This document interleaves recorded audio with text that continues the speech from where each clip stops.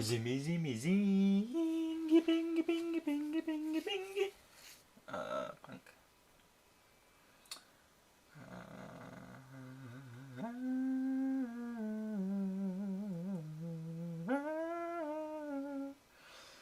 Yes, yes, yes, I wonder what the sound is like.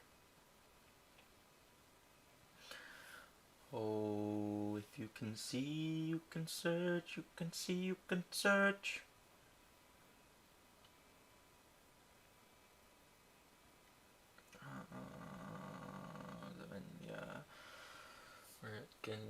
Yo ho ho ho! What's up, Lubu? How you doing, buddy? How you doing? How you doing? How you doing? Fills up the whole space. I don't know how to do that. I have no clue how to do that.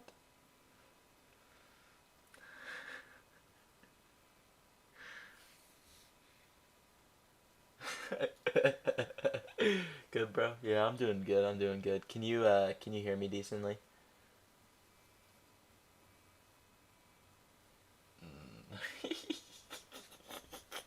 Do I have Photoshop?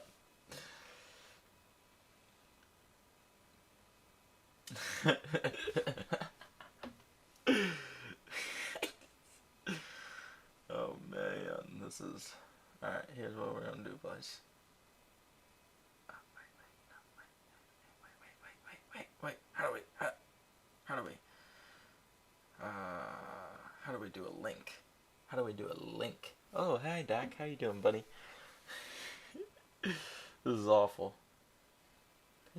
No, that's the wrong way to do that, Cam. Yeah. Can you guys see the chat decently? Is that like legible or is it not great? Slash, can you guys hear me decently well? Nope.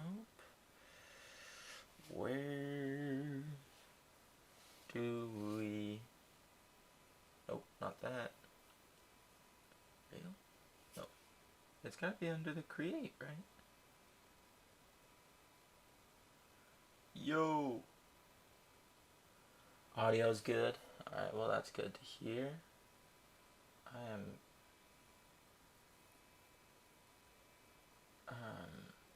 confused because I apparently can't link.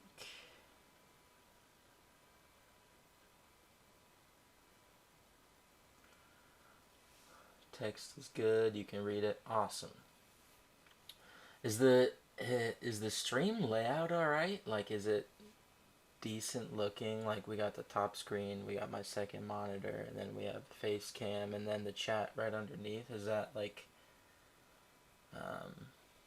is that good? I don't know.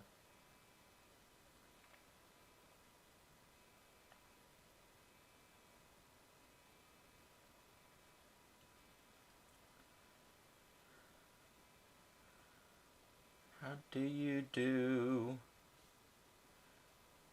It works. It works. Alright, that's good to hear.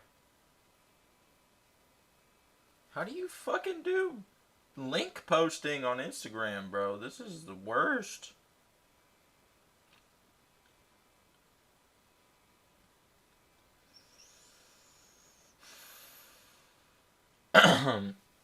Alright, so the plan is I haven't really decided if we're going to start with Dak's video or the math piece yet.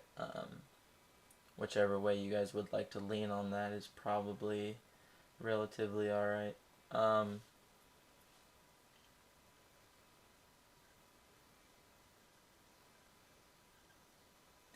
There we go. Okay. That's how we do it. Easy peasy lemon squeezy. Not really at all.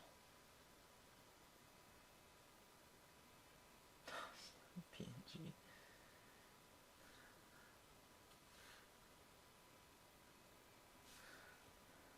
You're the wrong man to ask for that. You're silly. Well,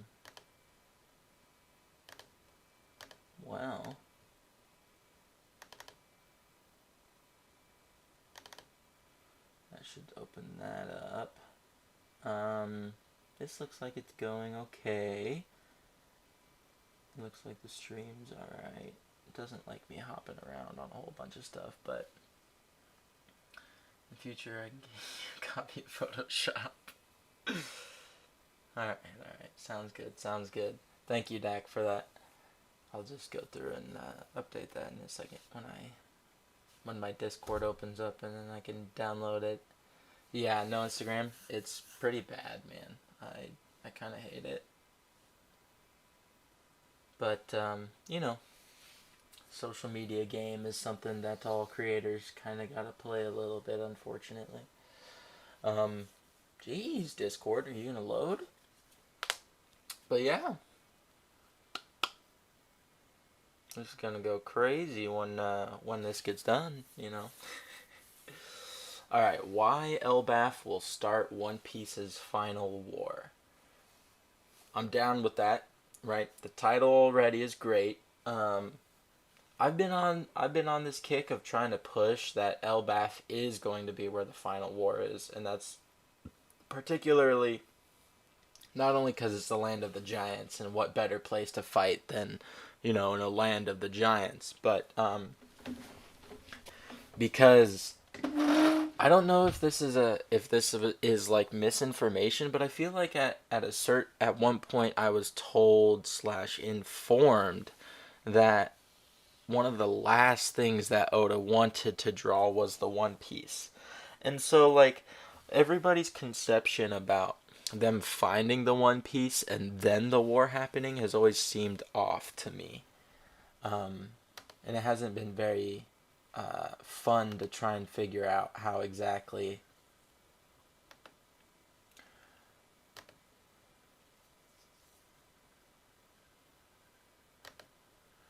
it hasn't been fun to figure out how exactly that might work, you know.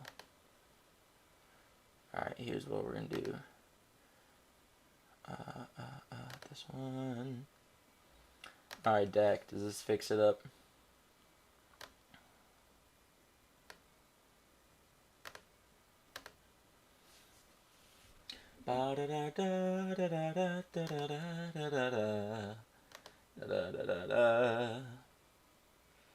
Alright, beautiful. Thumbnail is thumbnaily.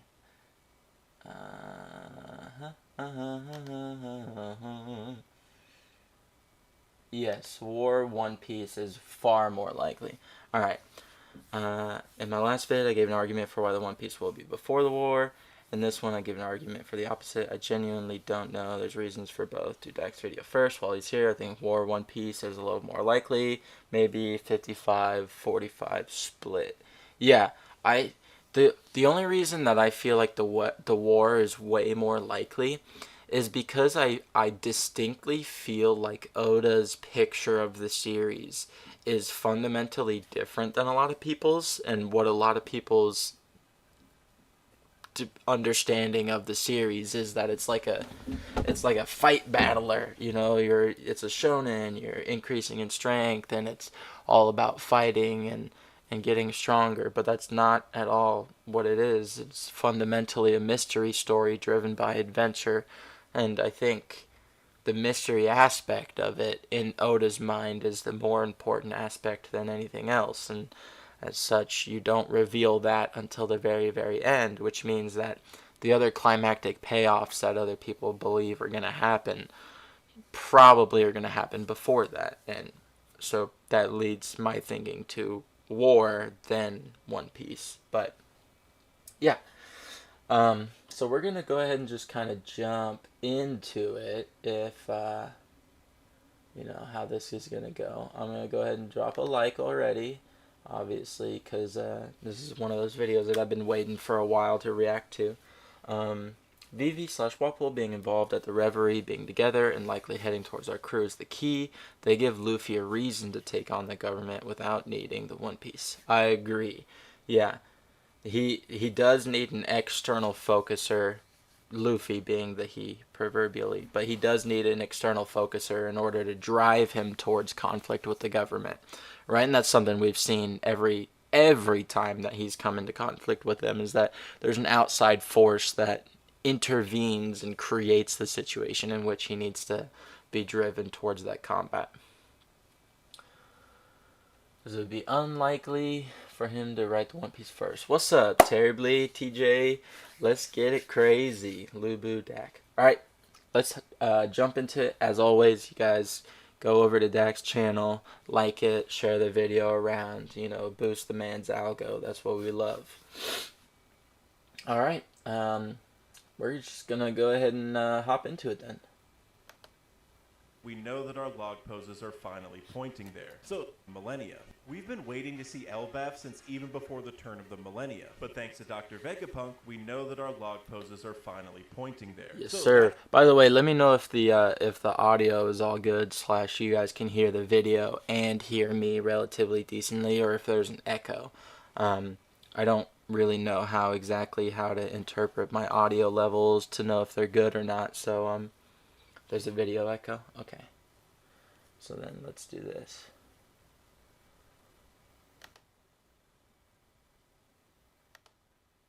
Only for the video though. Alright, well. That's why I want to take a deep dive into the seemingly endless reasons to be excited about this arc. Like how we might learn about Shank's connections to this island, how Usopp becomes a brave warrior of the sea, whether Big Mom's history with the Giants comes full circle even though she's missing in action right now, and what's Oda cooking up with Prince Loki, who shares his name with the famous trickster god, or god of mischief, from Norse mythology, which likely serves as a lot of the inspiration for Elbaf in the first place. It also seems all but confirmed that the Adam tree resides here as well because of the tree we saw in the background. But Frankie even mentioned how the Adam tree was found in a... Sounds better. Good on audio.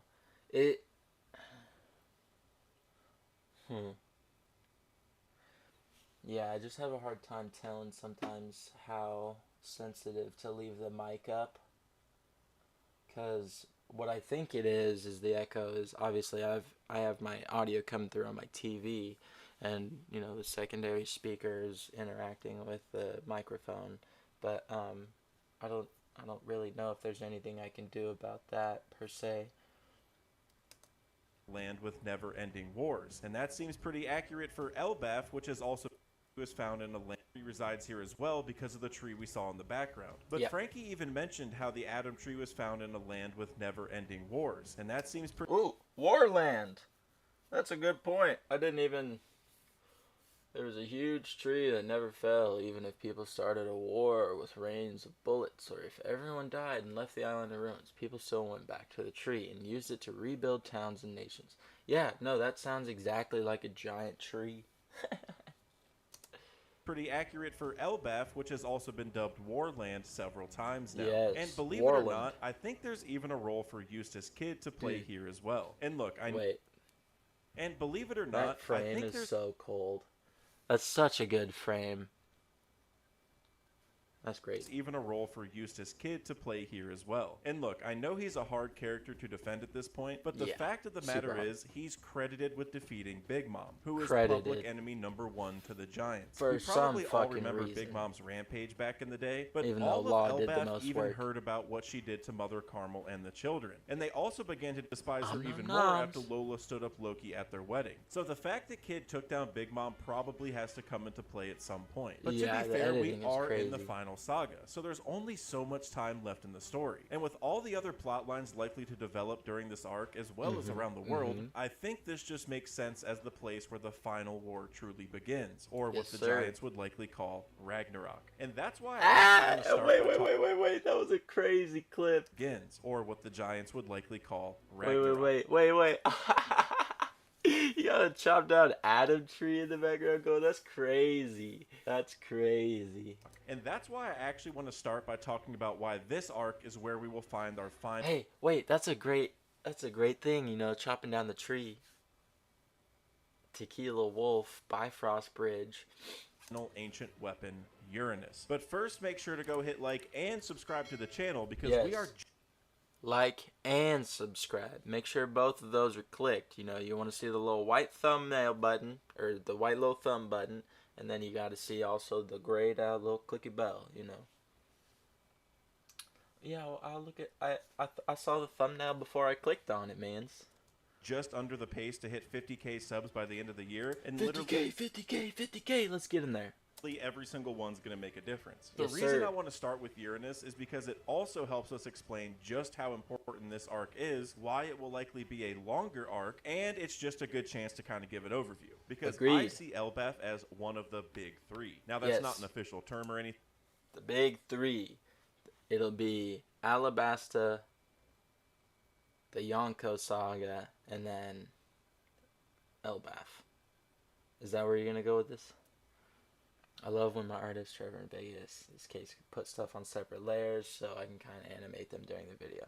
Yeah, I mean, it shows. I was going to say that being able to have them, like, moving and, like, have that, like, visual flow as things are going makes it feel like each point is flowing and connecting into the next. It's really good. I kind of made it up, but these are the three arcs that have had more foreshadowing as a place for us to visit than any other, and these are Fishman Island, Wano, and Elbaf. Other than Laugh Interesting. Okay, Fishman Island, Wano, and Elbaf. So that would be Fishman Island is the culmination of Paradise, obviously, and then Wano's the culmination of the Yonko saga. So then Elbaf will be the culmination of Marineford / the world government. That makes sense. The big three!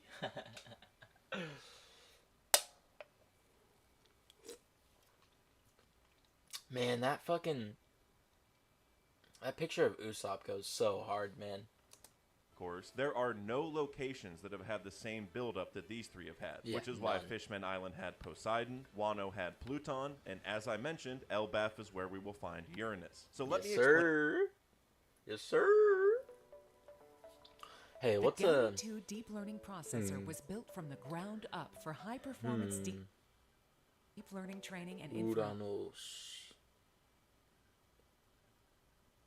Let me explain why these three are the big three. So Fishman Island was actually the first one mentioned out of these three way back in chapter 68 during the Baratie. And then we spent basically the last third of the pre-time skip trying to get there before taking detours at Thriller Bark, then Saba Odi, which had Kuma separate the crew across the world. Everybody then we had was excited Impel about Down, the Marineford, and even 3D2Y before our crew finally made it down there. It had so much build-up throughout the story, you just knew we were going to get there eventually. And of course, it's even where they eventually found their first ancient weapon, Poseidon. And then while Wano was technically mentioned last of these three by Hogback of all people back in chapter 450, it was kind of also revealed first because of Oda's one-shot called Monsters that debuted in 1994, 3 years before One Piece did. We're getting an animated one-shot, right? Based off of that, which is like kind of crazy. Do you guys think we're gonna get any like Zoro backstory? Featured a young Ryuma, who's from Wano, slaying a massive dragon to save a small town, which is obviously a bit of foreshadowing to Wano being controlled by Kaido, who has dragon powers in the real story. Yeah. And Oda basically confirmed that monsters... Hey, question. Do we think that Kaido's flame clouds are his awakening? And if so, is Momo doing the flame clouds the same as an awakening? Because what we see with mythical Zoans, seemingly with their awakening, is they're able to impact their surroundings, right? And this seems to be as an extension of the paramecia, or the paramecia aspect of their abilities. But isn't Mappa supposed to animate it? Yeah, I have no clue, because all I remember is seeing that it is gonna go for it, and then it's gonna get crazy. I had a whole 1 to 2 extra minutes of me speculating on what that Monsters animation could tell us. Like, deleted it because it said, man, this is an Elbaf video. That's hilarious. That's true. But I don't know, man. It could be kind of interesting because, like, you don't think we're going to get much Zoro stuff? Here's the thing that it could be interesting, right? It is, Wano seems to be the land of swordsmen, but Elbaf seems to be the land of warriors, right? And so who is stronger, the strongest warrior or the strongest swordsman, right? Like, it's kind of I think that's the dichotomy that they're probably going to go with Shanks and Mihawk, is you have the strongest swordsman versus the strongest warrior. At most, I think we get to see things from Yuma, which are clear parallels to Zoro, basically. Yeah, and maybe they use it to exposition, like, sword stuff, like black blades. Maybe they use that to explain it, or to, like, trial run it before Oda finalizes it in the actual series. Nothing concrete. I doubt we'd ever hear of a Roronoa family or anything, but there will be some Easter eggs to Zoro. Who knows? I was saying I don't think Momo is going to be awakened. I don't believe flames are awakening. Aha. I get you, Lupo. But they could be, right? Because if you think about it, like, the sash is basically the flame clouds, right? That's what the sash is, right? Because for Luffy, it's not fire, it's steam, right? And clouds are what? Vapor, right? And then you have the flame clouds. 20 seconds behind. Flame clouds aren't awakening. But you guys don't think that there could be a chance that it is? And the reason that it's the chance that it is because it could be the fact of, like, you're making your sash, but then you're controlling it away from yourself. You know what I mean? Because, like, Luffy has the sash and it's close to him, but what if he, like, stretched it out and made it, like, wrap around a whole island? Would that not basically be the same thing? I mean, it probably is an ability, but it just is, like, it. Here's the thing: it's not clear that he's not awakened, but it's not clear that he is, and so unfortunately, we're stuck in this limbo with presuming that he potentially isn't, which would suck. But it's like Marco's Flames me; those aren't awakening; it's just part of the ability.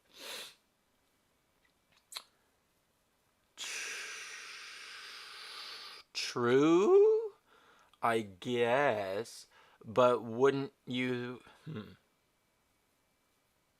Okay, so I guess here's a good question. Do we think that awakening is changing your abilities and adding more to the scope?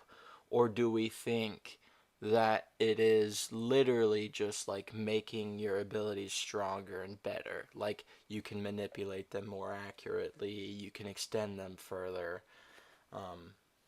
that kind of thing, versus, like, an actual new ability. I'm not too sure if it's supposed to be a new thing or if it's supposed to be an extension of what you are.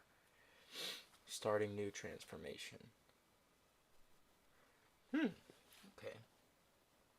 This canon as well, because in SBS 47 he said that Ryuma in Thriller Bark was the very same one as the one in Monsters, and then later in that very same SBS answer he said that the Garp from another one-shot called Romance Dawn should be considered from another story entirely. So it kind of tells us that Monsters is in fact canon, at least to some degree, and it's also receiving a new animation soon, which only kind of adds on to that fact. But the point here is that Wano has always been on Oda's mind. I mean, that's why he chose it to be the Japan-themed island, essentially. And it took us 10 real-life years to get through the Straw Hat Heart Pirates Alliance goal of getting to Wano and taking down Kaido. Yeah, wait, it took so long for us to go from fucking Punk Hazard all the way to Wano, man. We had what? Punk Hazard, Dressrosa, Zoe, Whole Cake, and then into Wano. It was a really long path, man. But it was a good ride, though. Probably all three are possible. Yeah, I mean, that's what makes sense to me, right? It's like, it probably comes with some new things, but yeah, it's frustrating because we don't have any clarity with it yet, We had to go defeat Caesar and Doflamingo first, rendezvous at Zoe, and then get Sanji at Whole Cake, and then we spent 4 entire real-life years in Wano, which is still the longest arc in the story now by a decent margin. And while they didn't... And the best arc in the story now, by a large margin, in my opinion. I mean, sure, Wano's got some lows, but I think as a whole, I can't say it's not my favorite arc. you know. See Pluton, they did learn that that ancient weapon is underneath it. And I think Elbaf fills a very similar role to both Fishman Island and Wano because it was I also agree. name dropped very early, way back in chapter 116 during Yes. Little Garden. And while I can't see it being as long as Wano because the entire story might not be that long at this point, I disagree. It's got to be longer than Wano. Longer. One Piece shan't ever end. Bro, I'm telling you, it's gotta be. Without Gear 5, Wano would be B or C tier. But that's a discussion for another day. That's crazy, dude. What? No way. I can understand making arguments for maybe like not as good as Eni's Lobby, but in terms of my enjoyment, I think I enjoyed Wano more than even like Marine Ford. And Marine Ford is like hard to top for me, right? It's got the highest highs. Um yeah, I don't know, man. That's crazy. If Oda had infinite time, then Elbaf would be 4+ years, but he knows he's got to end it soon. I don't think he's got it, man. I think when we here's the ironic part. I think when we get into Elbaf, everybody's gonna go, wait, I want to stay here for so much longer. Wait, there's so many more things, right? Like, I mean, Wano was already ungodly long, but you still have people who are like, man, we didn't get Ryuma's grave. Man, we didn't get Chopper curing the smiles. Like, all these floating things. And yeah, sure, those can be returned to in future plot points, but like, to have one of your final arcs go through and potentially be criticized in that way because you're not necessarily able to just let it take its time and breathe and form the story that you know it can form, I think is maybe a little bit of a different thing, you know.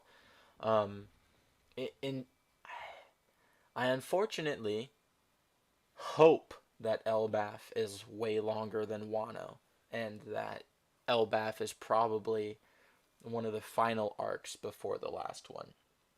I think if Elbaf isn't the final one before the last arc, then there'll be maybe one medium to short length arc in between it. But I think Elbaf is probably going to be the second to last, if not the third to last arc in the series. No way we're going to time skip Elbaf. No, there's no. We cannot do that. And the reason we cannot do that is both because Oda has set up our expectations way too high for it, but also because the expectation is the story has been going for so long at this point that most people would probably just rather it take way longer and for us to get the things that we want to get than for him to just finish it. You know? it's going to still fill a very similar role in regards to learning about the past, the ancient kingdom, and the ancient weapons. For example, we know Saul is still alive. I mean, so just because we're kind of in the payoff phase of the story and we don't need as much of the errant and like extraneous dialogue and character stuff, that doesn't mean that we're not going to get it. You know what I mean? Like, just because what we have is major plot points that can be revealed and it feels like we're just chopping through them so quick with Egghead, what I think a lot of people are doing is like missing the fact that we're going to have panels of Straw Hats just thinking or reacting to things, and that in and of itself is going to provide enough of a plot point slowing, because obviously we want our characters to be able to breathe and progress and feel like they're growing throughout their stages, right? I'm talking, we have like a training year or so, but we only see a little bit. No.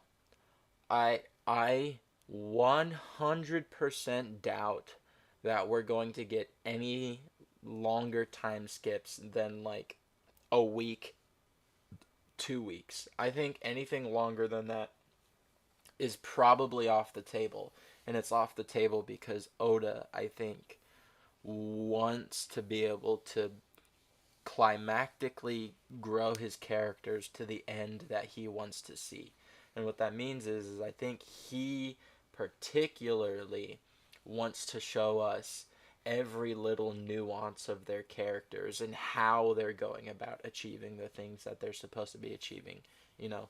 And it would cheapen, I think, a lot of people's experiences with, say, Robin or Sanji if at the end of the story they had ended up achieving their dreams, but in the last like two arcs we didn't get like character exposition. They were just like kind of in the background and they weren't focused on. They didn't get their character moments of explaining or expounding on the things that they're characterially set up for, right? Like all of this stuff is leaning towards Elbaf being a huge arc, not only for narrative purposes but characterial purposes.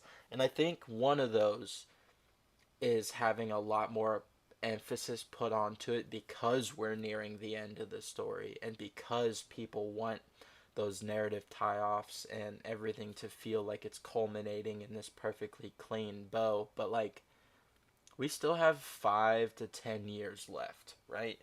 And to be honest, the last little bit of those years, Oda is probably not going to be the only one drawing, like doing the actual drawing, right? At that point in time, Oda will probably have like offloaded and a whole bunch of stuff. But the way he did Zoro, I don't think so, man. And the reason I don't think so is because we're getting to that stage where the narrative tie-off is having to equal the characterial tie-off, right? We're already seeing things like people's dislike for Chopper get bigger and bigger because he's becoming just like a merch thing in the background, has no character to him, right? Like, all this stuff means to me that Oda is going to want to take the time to have those characterial expressions. And maybe the beginning of Elbaf isn't even narratively packed, and it's more characterial exposition and not progressing things because we've already flown through so much at Egghead. You know what I mean? Live, so Robin meeting him seems like a foregone conclusion, but it's not just for the emotional gratification. Oda set this up because Saul also studied the books left behind from the fallen tree of knowledge at Ohara, along with the other Elbaf giants. So Robin meeting up with him could serve as a chance to learn new information. And as I mentioned, and stretch her character, right? She finally gets to tell Saul, hey, the thing you told me is true. I did live long enough, and friends did come to me, and I did find a reason to live. So keep on doing right? That like that's exposition wise. I mean, you could get a whole chapter. As I mentioned earlier, I mean, like a whole narratively packed, emotionally driven chapter, maybe even multiple, out of just Robin and Saul's reunion. And that is a singular, minor plot point set up for Elbaf. You know what I mean? Like, did Randy say, since Elbaf was first mentioned in chapter 116, it would be fitting to either see Elbaf or the crew arrive in 1116? I don't want it to be that long. I'd kind of like to get there around 06, right? 1106. I don't want to see that, by the way, but the way we did Egghead. Oh, wait. I don't want to see that, but the way we did Egghead, I don't know, it could happen. I think Egghead was Oda's way of trying it out, and I don't think he thinks it worked. And the reason why I don't think that he thinks it worked is because we immediately pivoted away from potentially going back to those things, right? Like, he pivoted away so we can focus on other things and he can figure out how to rationalize things happening in that way, in a way that feels fitting and whole. But I don't think he thinks it worked. It seems safe to assume that this island is where the Adam Tree resides, which probably has some relation to the Sunlight Tree Eve above Fishman Island. Adam is also where Frankie... So, here's a little something funny. Sunlight Tree Eve probably was the second tree that was planted on the sea floor before it became the sea floor and grew up around and encapsulating Fishman Island. And the reason why Fishman Island is protected like that is because the tree was there when it flooded, trapping the air down there, right? Sunlight Tree Eve looks a lot like mangrove trees, right? And mangrove trees kind of, most of the tree is operating underwater. Oh, does that connect to Adam? Yes, sir. Yes, sir. And with the Adam tree, right, you have the tree of Earth, right? So you have the first large tree, the world tree, the tree that springs from the lands of the mountains, or from the lands of the giants, right? And then Sunlight Tree Eve was growing over here, Adam over here, world flooded, Sunlight Tree Eve has the top of it being exposed, floating forests of the Amazon type thing. In fact, Usopp said it, who is a prophet connects to Elbaf, was deaf on purpose by Oda. Yes, yes, yes, yes. I bet you that the roots of the Elbaf tree probably hold dwarves and do the same thing that Sunlight Tree Eve does, but for underground rather than underwater. I bet you fully. What's up, Ronnie? How you doing, buddy? No, not spoilers. We're watching Dax Elbaf video. He got the wood to build the Sunny, and Tom got the wood for the Oro Jackson. Frankie claimed it was the world's strongest tree, and again, it was in a land with never-ending wars. And if Dory and Broggy were any indication, then a never-ending war happened. No, chapter is not out, but spoilers are out. At the end of this stream, I will probably be ending the stream and then starting a second one where I do go over spoilers, but no spoilers right now. We're just reacting to these videos for right now. On Elbaf seems very possible since they fought each other for 100 years. Frankie also mentioned how the tree never fell despite all of those wars, and even if the island was in ruins, people would come back to the tree and rebuild. Yeah, I think this could also tie to Ohara. Like we know plenty. We have plenty of evidence for trees collecting souls. So you have a bunch of giant warriors who die, and their souls probably do what? Suffuse the Adam tree, suffuse the Elbaf tree. So, a tree suffused with the souls of giant warriors over millennia. I think that sounds pretty epic and pretty crafty of an Adamwood tree, don't you think?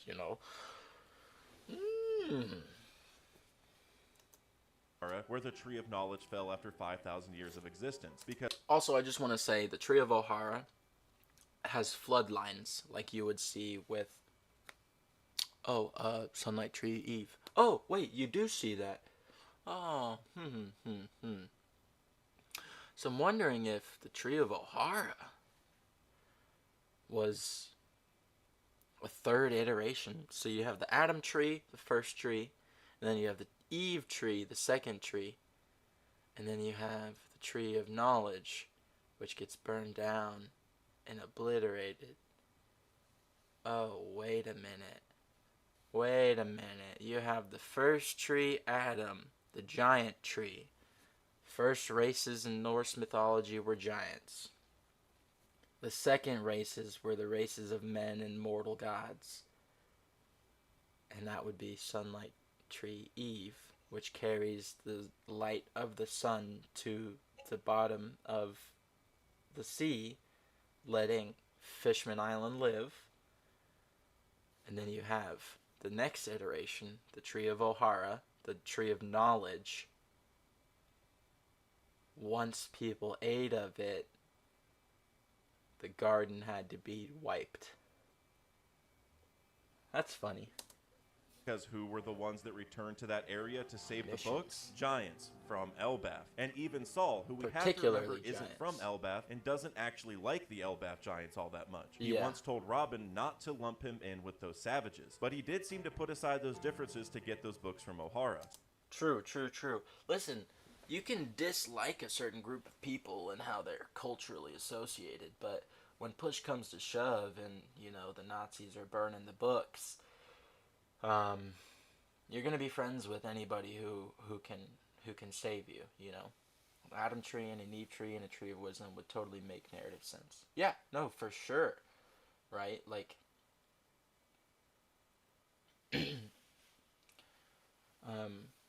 even if the Adam tree isn't the first tree, right? And rather there's like another tree in Mary Joie type thing, right? Even if that were happening, right? The Adam tree being the biggest and the grandest and suffused with like giant souls still makes plenty of sense to me. So all of that could be its own important factor during the arc as well. And as I mentioned, Elbaf is also... Yeah, Lubu, I mean, even if you just like the Adam and Eve in the Garden of Eden when they partook of the fruit of knowledge, right? Quote unquote. I mean, that's just an easy, like, super parallel there.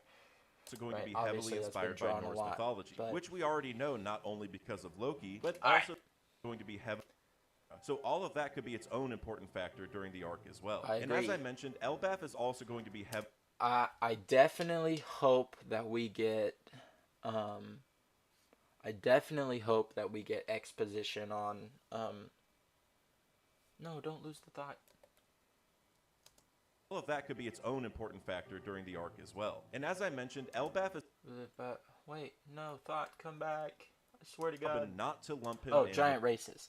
Yes. I really hope we see different clans of giants. And the reason why I use the word different clans is because obviously you have the D clan and things like that, but clan are more ideologically tied. And the Elbaf warriors seem to be more ideologically tied than genetics tied, right? Like, it's not like, oh, I'm, you know, Bragi, son of Thor's daughter, or something like that, right? It's, I am Bragi, and, you know, the god of Elbaf will choose me as his victor if I so win. And to me, that is far more of an ideological clinging, and as such, I would hope that we get different clans / tribes of giants, right? And I think obviously with Saul, that's kind of an early laying out of that, but that's kind of what I hope, because it'd be really cool to see that. With those savages, but he did seem to put aside those differences to get those books from O'Hara. So all of that could be its own important factor during the arc as well. And as I mentioned, Elbaf is also going to be heavily inspired by Norse mythology, which we already know not only because of Loki. Great trickster god of the Norse pantheon, Loki was a devious deity known for his many schemes and deceptions. A shapeshifter, Loki's forms were as varied as the motives for his mischief. Yes, sir, which included wealth, women, wisdom, and the sheer pleasure of his knavery. I love it. Loki appearances were never quite what they seemed. While Loki's antics frequently embroiled the gods in sticky situations, his tricks often rescued them from troubled times as well. Yes, they did. I'm glad that you included that. But also their general Viking aesthetic, and even Shank's ship having its own Viking figurehead, yes, which sir. Likely means the Adam tree would then be That's a great picture. That's a great picture. A parallel to Yggdrasil, otherwise known as the World Tree, which was said to be big enough to... Great mappage. You have Asgard, Alfheim, Norderly, Nithal, Valna, Jotun, Muspel, Midgard, Nidavellir. Yes, sir, and hell. Good. This is a good map. Awesome, you even have... You found a really good one, because you even have Utgard and Folkvanger on here. Those are very, like, those are a little more, those are a little bit less known. That's really cool. This is a good one. Connect the 9 worlds, including the underworld, earth, and land of the gods. It was even said that around this tree existed all else. And yes. Yes. that is important. That is important to hit. Around the tree existed everything, everything. So the common saying is that the tree contained the 9 realms. Technically, the tree contains all realms, right? Everything in existence. But it's beautiful. This is a good one. I mean, like I said, you have Folk Vanguard, you have Utgarder, Sudri, and then you have all of this like smaller houses and things like that up in Asgard. Yeah, that's a good one. The only no, even that's fine.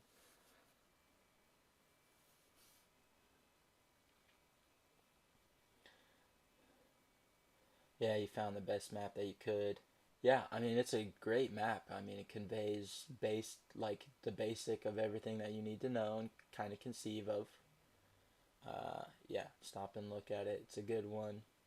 Yeah, the tree was the basis for it. And only Ragnarok was enough to really bring serious harm to this tree, and lasted all, including the underworld, earth, and land of the gods. I read some versions of Ragnarok where the world tree dies or has to regrow, and others where the tree shakes, but that's it, so it's vague on the next part. Yeah, so I believe in more of the Slavic, Nordic protrusions of the mythos that I had like in the Belarusian offshoots of the Nordic mythos. I believe those end particularly with the death of the tree, the burning of the branches, and the world shaking. But insofar as the Western ones, yeah, it is either slightly harmed or just like regrows. But insofar as the ones where the tree like breaks and falls and whatnot, all that's left is a plain of ash and like green pastures from which the gods like repopulate and recreate everything. And that's where like God Valley comes in and things like that. Gods. It was even said that around this tree existed all else. Yes. And only Ragnarok was enough to really bring serious harm to this tree. Yep. And like I said earlier, Fishman Island had Poseidon, Wano had Pluton, leaving Yes. only Uranus, the god of the sky, as the ancient weapon we have yet to find. Yes, so sir. perhaps Uranus is sitting on top of that tree waiting for the one who commands it. Or maybe the tree needs to fall over first for Uranus to come down. I'll get back to all those ideas towards the end when I discuss Vivi, but Uranus's introduction to the story could be a catalyst for the start of the final war, especially now that we've seen what the Mother Flame can do. We don't know exactly what Uranus's abilities are just yet. We actually don't know that much about it at all, but a giant hole like this coming from something in the sky just feels like a god of the sky kind of thing to do. And presumably, that yeah, it feels that way. Enni's lobby was made in the first place because that one's a lot older. And We this could could really illustrate why Uranus's return would help kick off the final war, or Yes. again, what the Giants would Like probably the just call final Ragnarok. One key difference arrival. between these two holes, though, is that Lelucia is still dark and stormy, while Enni's lobby is famously daytime 24/7, even being called Never Night Island. So I've always wondered how people manage to get any sleep there. They'd probably need an adjustable, high-quality sleep mask with 100% blackout, like one from the sponsor for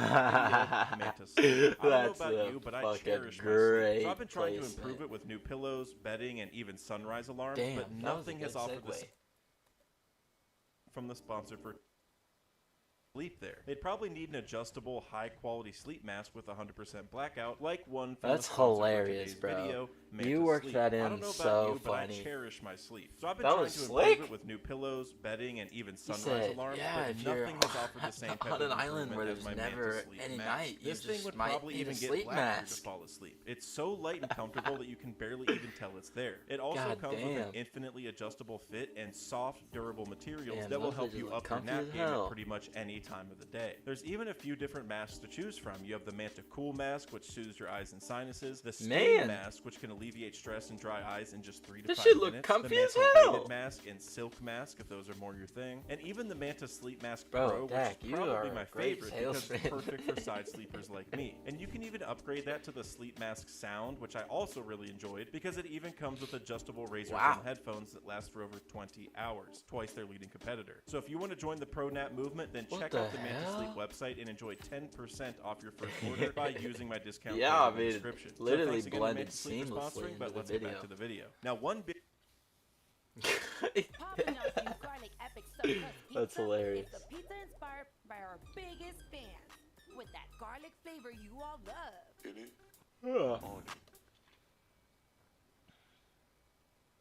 Now, one Elbaf, big difference Amazon between these Lily. big three Okay. arcs is that Fishman Island and I actually do recommend the masks. I genuinely use them.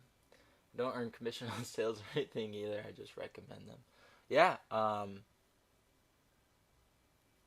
they looked comfy. But yeah, as someone who has had lifelong insomnia, I don't know if will help very much.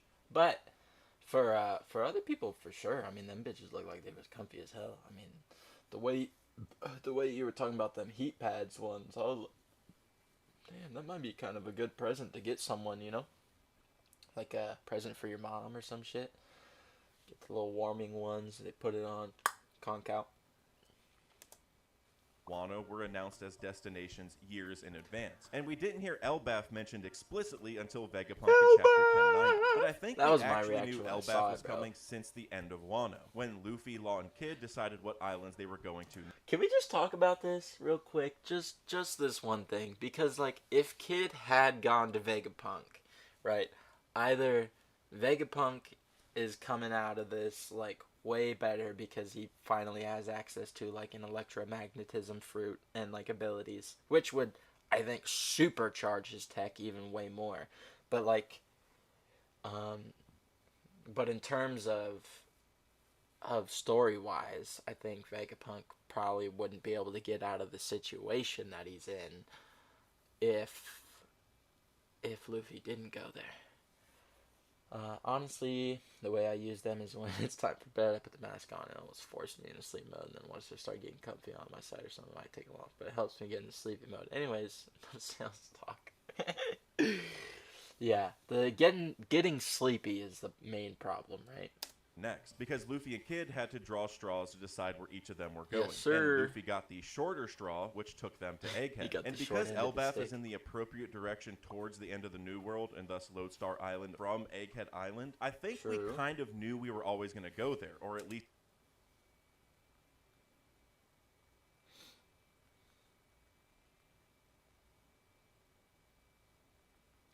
What?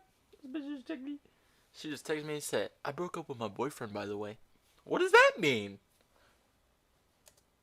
that direction. And if Kid had just pulled the shorter straw back then, our crew would already be there, which actually opens a really fun... Yeah, if he had pulled the short end of the stick, you mean he would be in a dire situation right now? what-if scenario, because Luffy would have met Shanks already then, and Kid would have been at Egghead, which is a better fit for him, since he was seen to be kind of an engineer as a child. Yeah. And he also uses punk in all of his attack names, which Yes, is meant sir. to be more of a punk rock kind of thing, but it could also tie to Vegapunk. Kid's railgun also has 07 on the side, which is kind of interesting when you consider Vegapunk only had 6 satellites. Is 6 Oda hinting that there's satellites. some connection between him and Vegapunk? And could that maybe be covered within Elbaf if the Stella makes it there? I think Speaking of that's Egghead, though, great. you've probably noticed all of the parallels already between the events there and Saba-Odi, like all the Yeah. pacifistas, Sentomaru being involved, Kizaru pulling up, But- and even Kuma being yeah. a focal point through his But I think memories it's and gonna bonding, be- as well as some other factors. But I think it's going to be an inversion of Egghead. I don't think we're going to get another, like, repetition of Egghead, if you know what I mean. Like, just doesn't...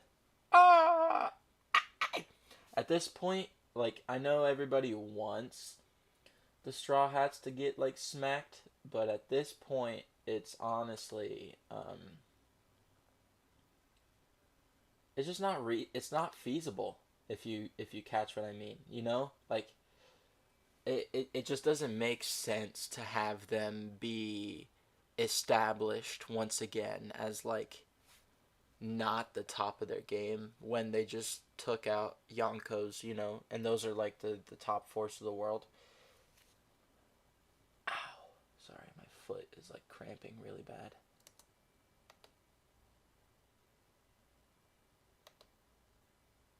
characters. And the reason that's important is thanks to Kuma, Sabaody led us right into Amazon Lily, then the Summit War, which might tell us a thing or two about what to expect from Elbaf, since it's likely to follow Egghead. While Amazon Lily was a very quick arc, it revealed a lot of things that are becoming important in the final saga right now. The first of which is the ability to turn people to stone, which is an ability Blackbeard was just pursuing, and that Vegapunk duplicated with S-Snake at Egghead. And in a story about reading a bunch of important stones, that power might matter more than we think. But the more important connection for Elbaf is that Amazon Lily is what kickstarted Luffy's involvement in the Summit War, when he learned that Ace is set to be executed, which caused him to look at the Beaver card, which almost vanished by that point, so he knew he had to do something.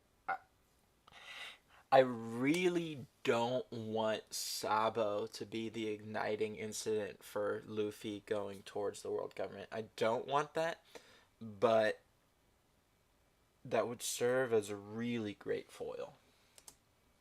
So Luffy then infiltrated Impel Down with Boa's help, and that cascaded into the massive war we know as Marineford. And I think, at least generally speaking, Elbaf could do something similar, where Luffy gets some kind of necessary motivation to take on the government in this final war. Like maybe Vivi... So I kind of just want to throw this idea out there. As much as we want Luffy to go to the world government, I honestly think Elbaf is going to result in the world government coming to Luffy. If they're in their efforts to avoid the outcome that Luffy becomes the Pirate King and gets the One Piece and things like that, they're going to lose to him and accidentally make him the Pirate King and get him the One Piece, right? Like the whole like your actions bring about your own downfall kind of thing, right? And this would make a lot of sense to me because as much as I want to say Elbaf is Shanks's territory, I actually think Elbaf is unclaimed and Shanks just kind of hangs out there. And I think that Elbaf is going to become Luffy's main territory, right? Like he's going to claim that island, and then the Marines are going to send in the admirals, like what Kizaru wanted to do with Wano, like what Green Bull wanted to do with Wano, right? So like they're going to get to Elbaf. All the things are going to happen. Whether Shanks is there or not is up in the air. I think he probably is going to hang out there because it doesn't seem reasonable to me for him to jet when he doesn't exactly know where Blackbeard's going to be, especially when he knows that he was in the vicinity in terms of fighting with Law. At least he should know that. And then you have all of the Yonko, like all in this really tiny space, and what better place for them all to meet up and go head to head than the Giants' Land, Warland. Shares the information about what happened at the Reverie, or she just gets captured. The Mother Flame wipes out one of his friend's islands, or maybe Elbaf just has some important history that helps tie things together. Amazon Lily is also where we learned about the cruelty of the Celestial Dragons through Boa's flashback as a slave, so maybe we get some more lore about... So, I think with Egghead, like, they're playing with the idea of the siege, right? But I think, fundamentally, the Egghead siege is going to end with York giving them the passcode because she starved herself out. But regardless of all of that, I think with the siege of Egghead and this kind of storyline of the mounting of the marine pressures to Luffy and things like that, it's pretty important in terms to see and try and look ahead at what they want to do next, right? Because like Vegapunk, obviously smartest man in the world, creator of the most dangerous weapons and things like that, but he's like a recent problem for them, and something that has not been a recent problem, something that's probably been a problem the entire time to the world government, is Elbaf, is the Giants, right? So it could honestly ring to me that they know that the Giants on Elbaf got access to the stuff at Ohara, and that they wanted to take out Vegapunk, not only because obviously he produced Leloucia the Lucia weapon and everything, but like everything in culmination, right? They said, okay, well, we know probably that the giants on Elbaf have tons of information, and we also know that Vegapunk is getting really close to some tech that we do not want him to be able to replicate for other people. So we're gonna go kill Vegapunk, and then we're gonna advance on Elbaf finally as our go-to. You know, I think that's what's gonna happen. I think what's going to happen with the passcode is that in the same exact moment, the other Vegapunks will crack the code and York will starve out. All of the Vegapunks shut out the code at once. Ah! That's hilarious. Or it could even be like York like runs out of energy so fast that she falls asleep and then like reconnects to the brain, and so they all learn it that way. The Void Century somehow this time too. I mean, remember, Saul and the other giants just visited Ohara. And a lot of people have already made the connection between the two Lilies, being Nefertari Lily and Amazon Lily. And while I'm not sure what the full direct connection between those two is, if there is one, I do think it's a hint that Vivi will be involved in Elbaf. I mean, she was already with our crew when we first heard of Elbaf back in chapter 116, so it would also be fitting in that sense. But no matter what, I just think all signs are pointing that this is where the final war will begin. So in order to talk about how that happens, let's discuss the major players in the arc as well as the plot itself. Let's see and what I think your the thoughts most are. important person to start with is actually Loki, the Prince of Elbaf. He technically, huh? I'm excited. Here's where we get into the meat and potatoes.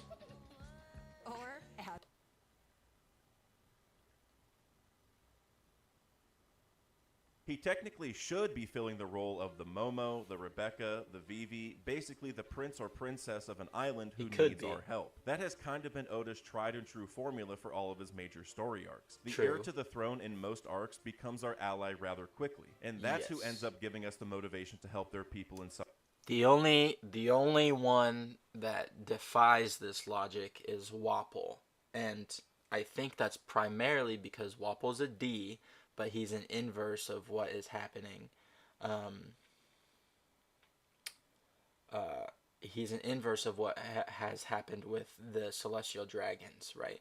So the Celestial Dragons, you have this really horrible lineage, and then you have one singular, like, good person, right? Like Homing, who tried to do the right thing, right?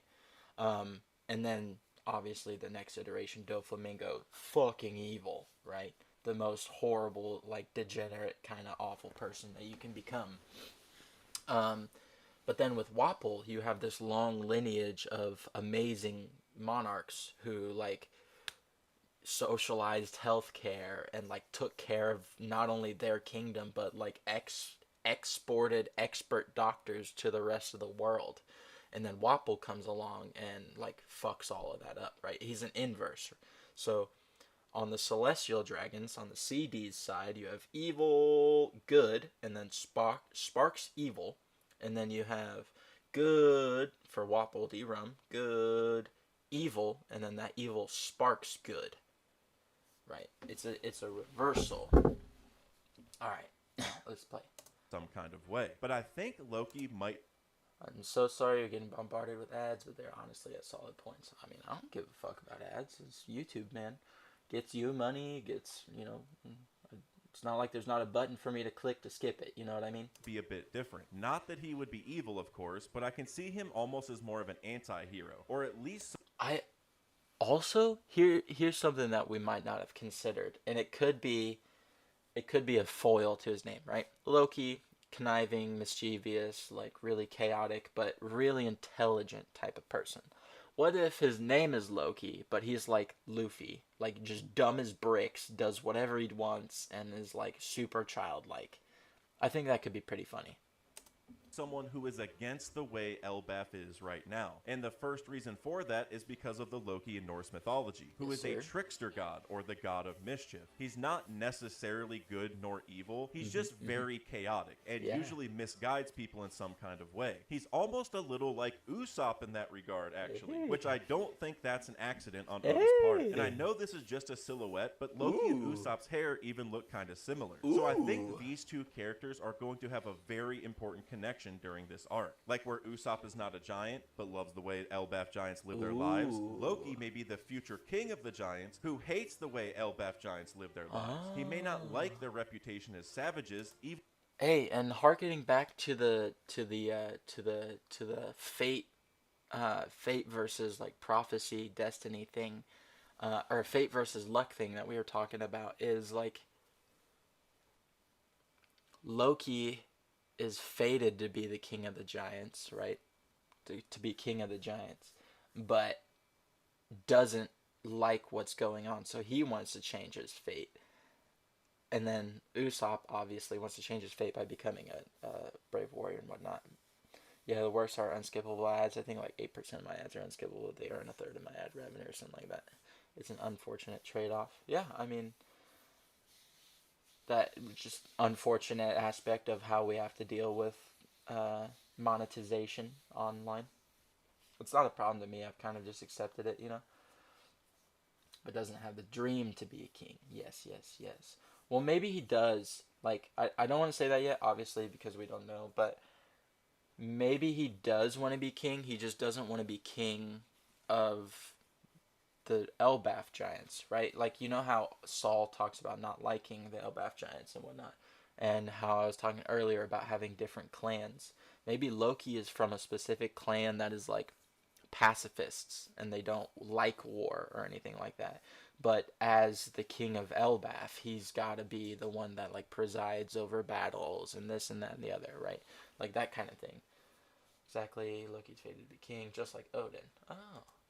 Even though Usopp views their lifestyle in a positive way. And True. I actually think there's reason to believe that Loki will share similarities to another heir to the throne that we've met before, being Kazuki Odin. Not to be confused with the other Odin, another very important god in Norse mythology alongside Loki, but Odin. I kind of pronounce them the same, so forgive me, but you know what I mean. Odin was a frustrating prince for the Kazuki family because he wanted to open the borders. And while he definitely wasn't an evil person, he was constantly getting into trouble and eventually was even kicked out of his family. I mean, he was introduced eating food on his friend's burning corpse. He also always wanted to... I totally fucking forgot about that scene. Bro, just... he's just eating human-flavored noodles. Oh.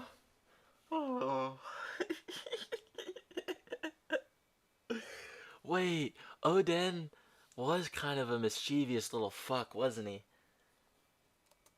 Leave Wano even though nobody was supposed to. He didn't like the status quo there because he wanted the borders to be opened and see the world. It wasn't until he left and came back that he learned why things are the way they are. True. And when Momo had the choice to destroy those borders after Kaido was day defeated, one, literally. Yeah, I mean, wasn't he wielding like Enma at like 4 or something like that? Like ridiculous.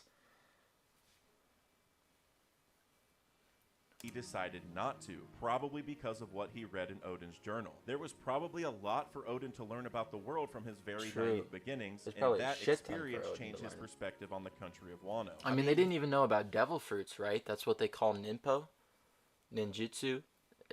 All of their jutsu are devil fruits, right? And or haki, correct? He knew that a certain figure would come and save them in the future. And I think Loki might mirror that a little bit by being like Odin before the journey. At like age 12 or something. Also, Odin was boiled alive, and Loki gets tied down and burned with acid. Clutter as a trauma response. Yeah. Dude had a harem at age 12. Dude, there's a wet nurse across the room. Dude was a Chad.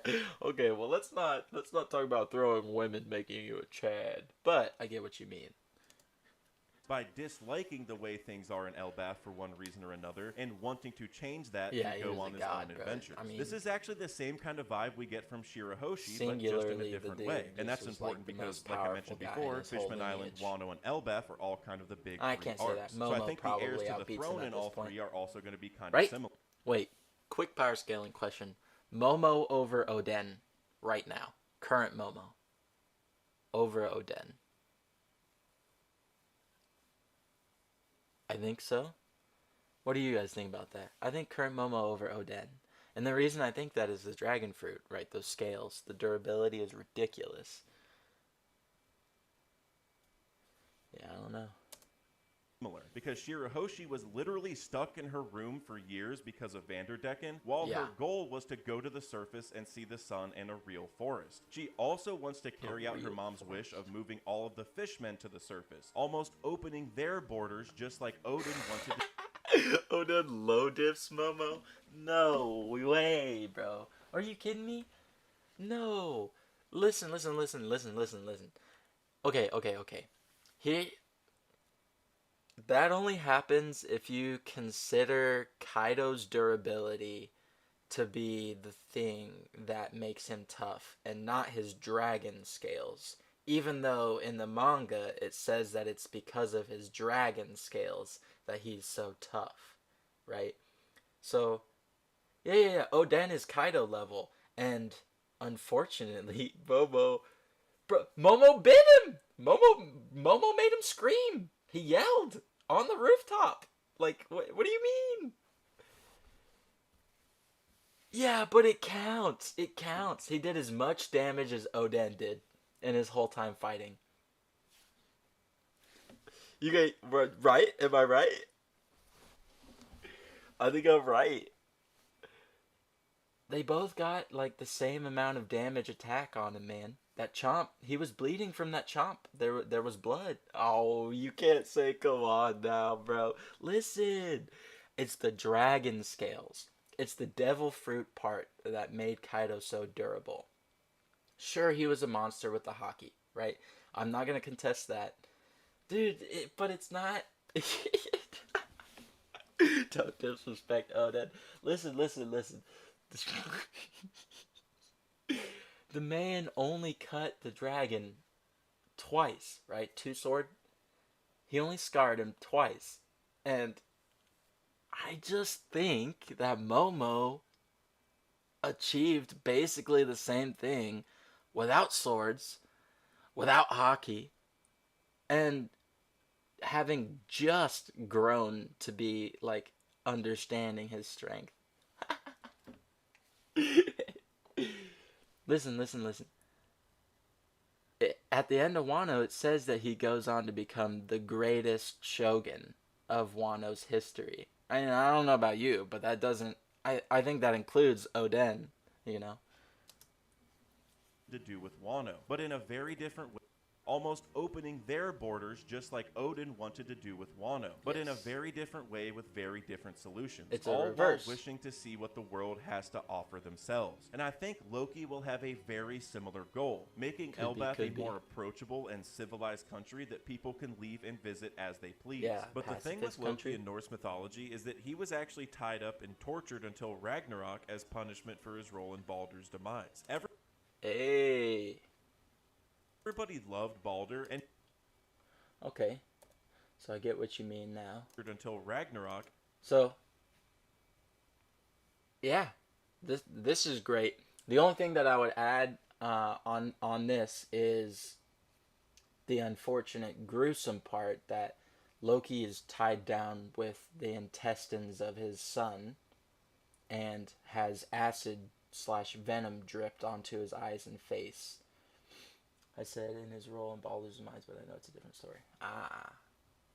As punishment for his role in Baldur's demise. Everybody loved Baldur, and he was even immune from harm except for one thing, which was mistletoe, and Loki revealed that to somebody who ended up shooting Baldur with an arrow and killing him. Yes. Everybody was really sad about this, so Hel said she would resurrect Baldur as long as everybody on Earth wished for his return. And everybody... That is great pulling from this. You included the mistletoe. You included the fact that Loki was the one that spread the rumor. Yeah, that's great. He did so, except for one old woman, who actually ended up being Loki in disguise. So Baldur did not end up coming back to life, despite 99.99% of people wanting that to happen. So as punishment, Loki was eventually tied up and basically had venom dripped on him for forever. Yes, sir. Only to be freed once Ragnarok happens. Basically had 90% of people wanting. Wow, and everybody this. So Hel said she.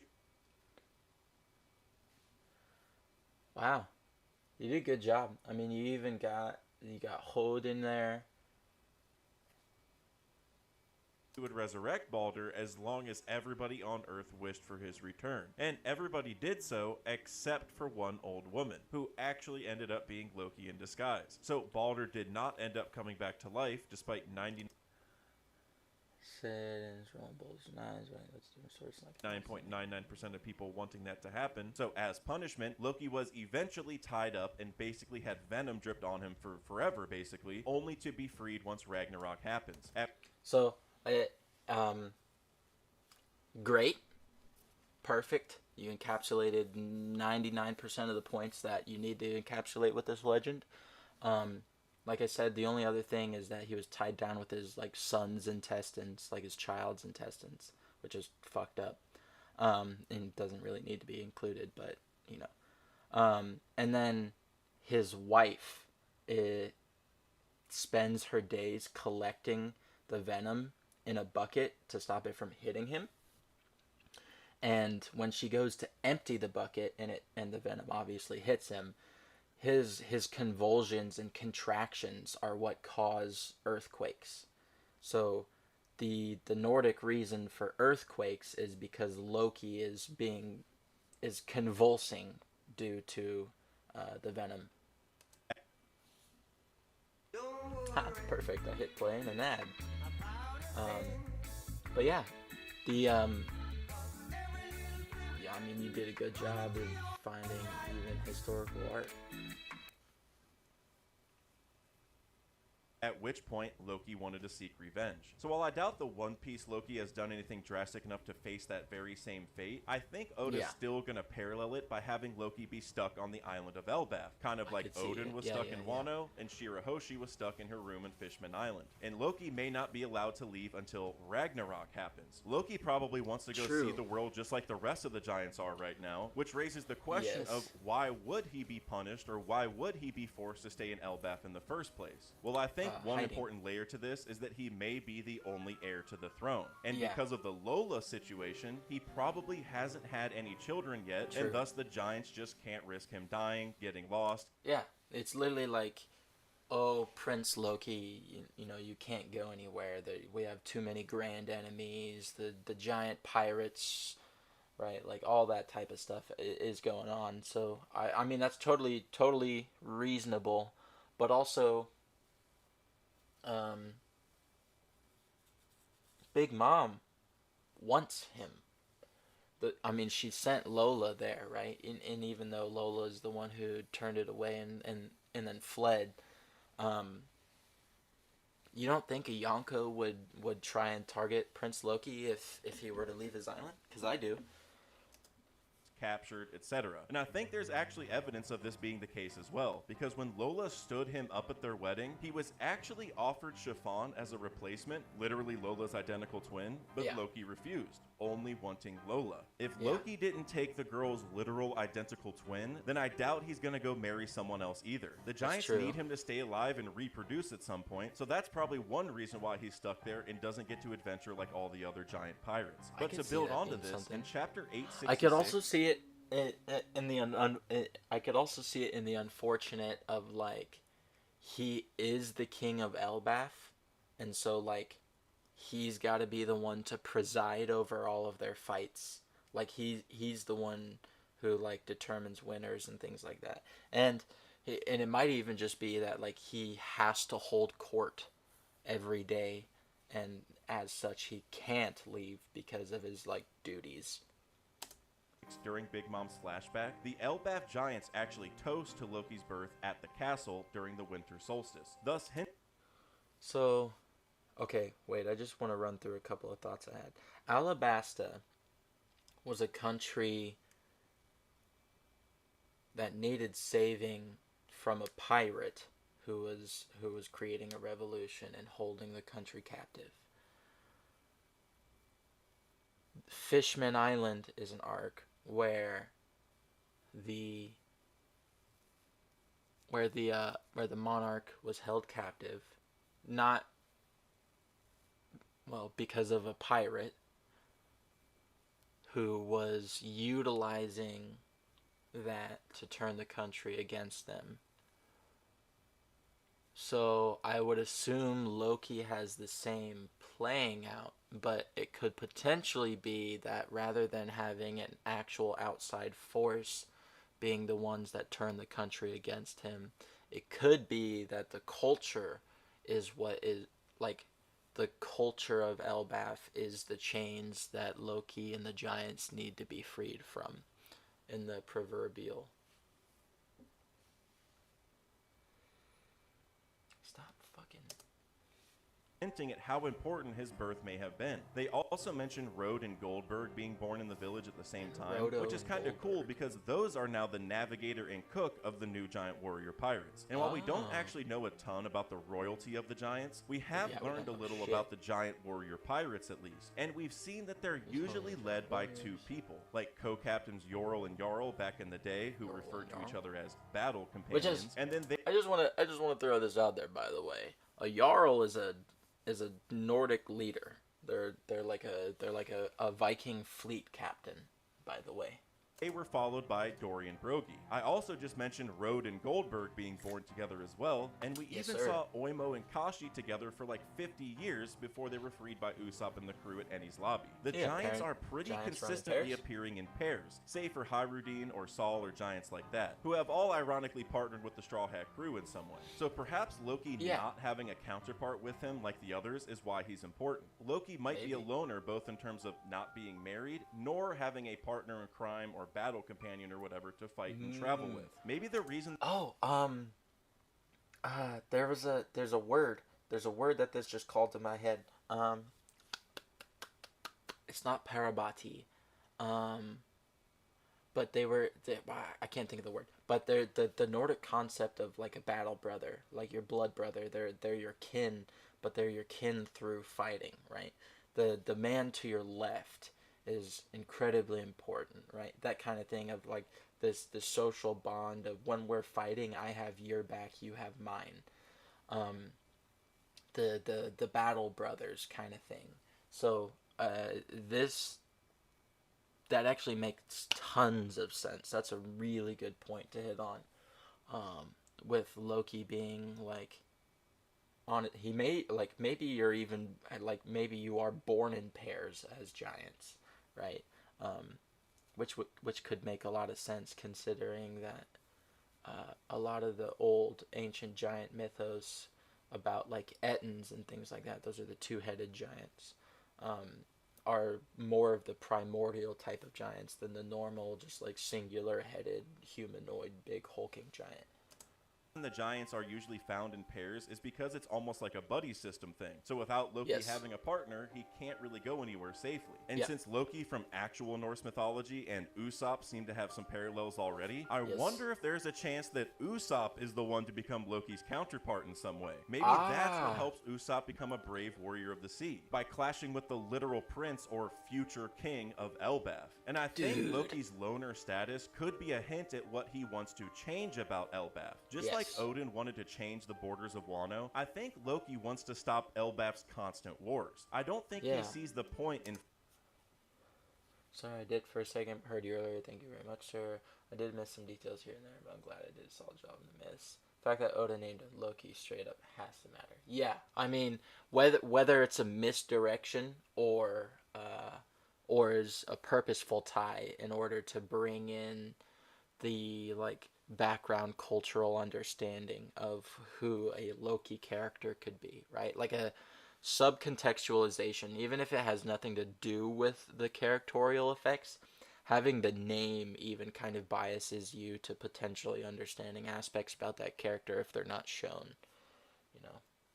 Fighting for pride or for the god of Elbaf. Maybe that's the reason why he didn't want to marry another giant to begin with. Nor has he found a partner to battle with like Dorian Broggie. He doesn't really fit in with the giant's way of life, which stands out because being a tough, brave warrior is pretty much synonymous with being an Elbaf giant. That's why Usopp admires them so much, and even if you look at what Yorl and Jarl said back in the day, they basically told the young giants that they are warriors above all else, and commended Rydeen on training Hyrudine so well, even though he was so young. When we Yes. first heard of Elbaf, we met Dorian Broggie, who fought every day for 100 years to please their gods and settle such a simple dispute. Yeah, and 100 as years we've is a seen long so fucking many time to times fight. in One Piece, gods don't even really exist. Think about Nolan killing the snake in Shandora, or Luffy taking down Enel. I even talked about that a lot more in this Gear 5th video, because Nika might be a similar thing for all we know. But the main point here is that whether it's a snake, Enel, the Celestial Dragons, Gonfall, or even the Gorosei, who are called warrior gods, God is just a title. So while we will surely learn more about the supposed gods of Elbaf during the Elbaf arc, I feel like there's a good chance Loki sees it for what it is and just despises that whole system. I mean, the one time we've seen Loki was just his silhouette before his failed wedding with Lola, and he was holding a flower. And that flower was the only thing that got actual color in the anime. I think this symbolism is trying to tell us that he is much gentler than most giants. He's probably not as rough around the edges like the others, which, to be fair, Elbaf giants don't really have the cleanest reputation already. While they were kind of glorified during Little Garden, I mentioned earlier how Saul didn't even want to be lumped in with the savages of Elbaf. He treated them like barbarians almost, and I think Loki might be the one who's trying to... We've got some gentle giant races too. So maybe there's different giant races. And that would be how the clans are aligned. Maybe Loki isn't an Elbaf giant. Right? Because they say in a panel that you had put up earlier in the video, I don't really remember where it was, so I can't go back to it. But in a panel that you had put up, when Dorian Broggie were talking to Usopp, they say Elbaf is a giant village, right?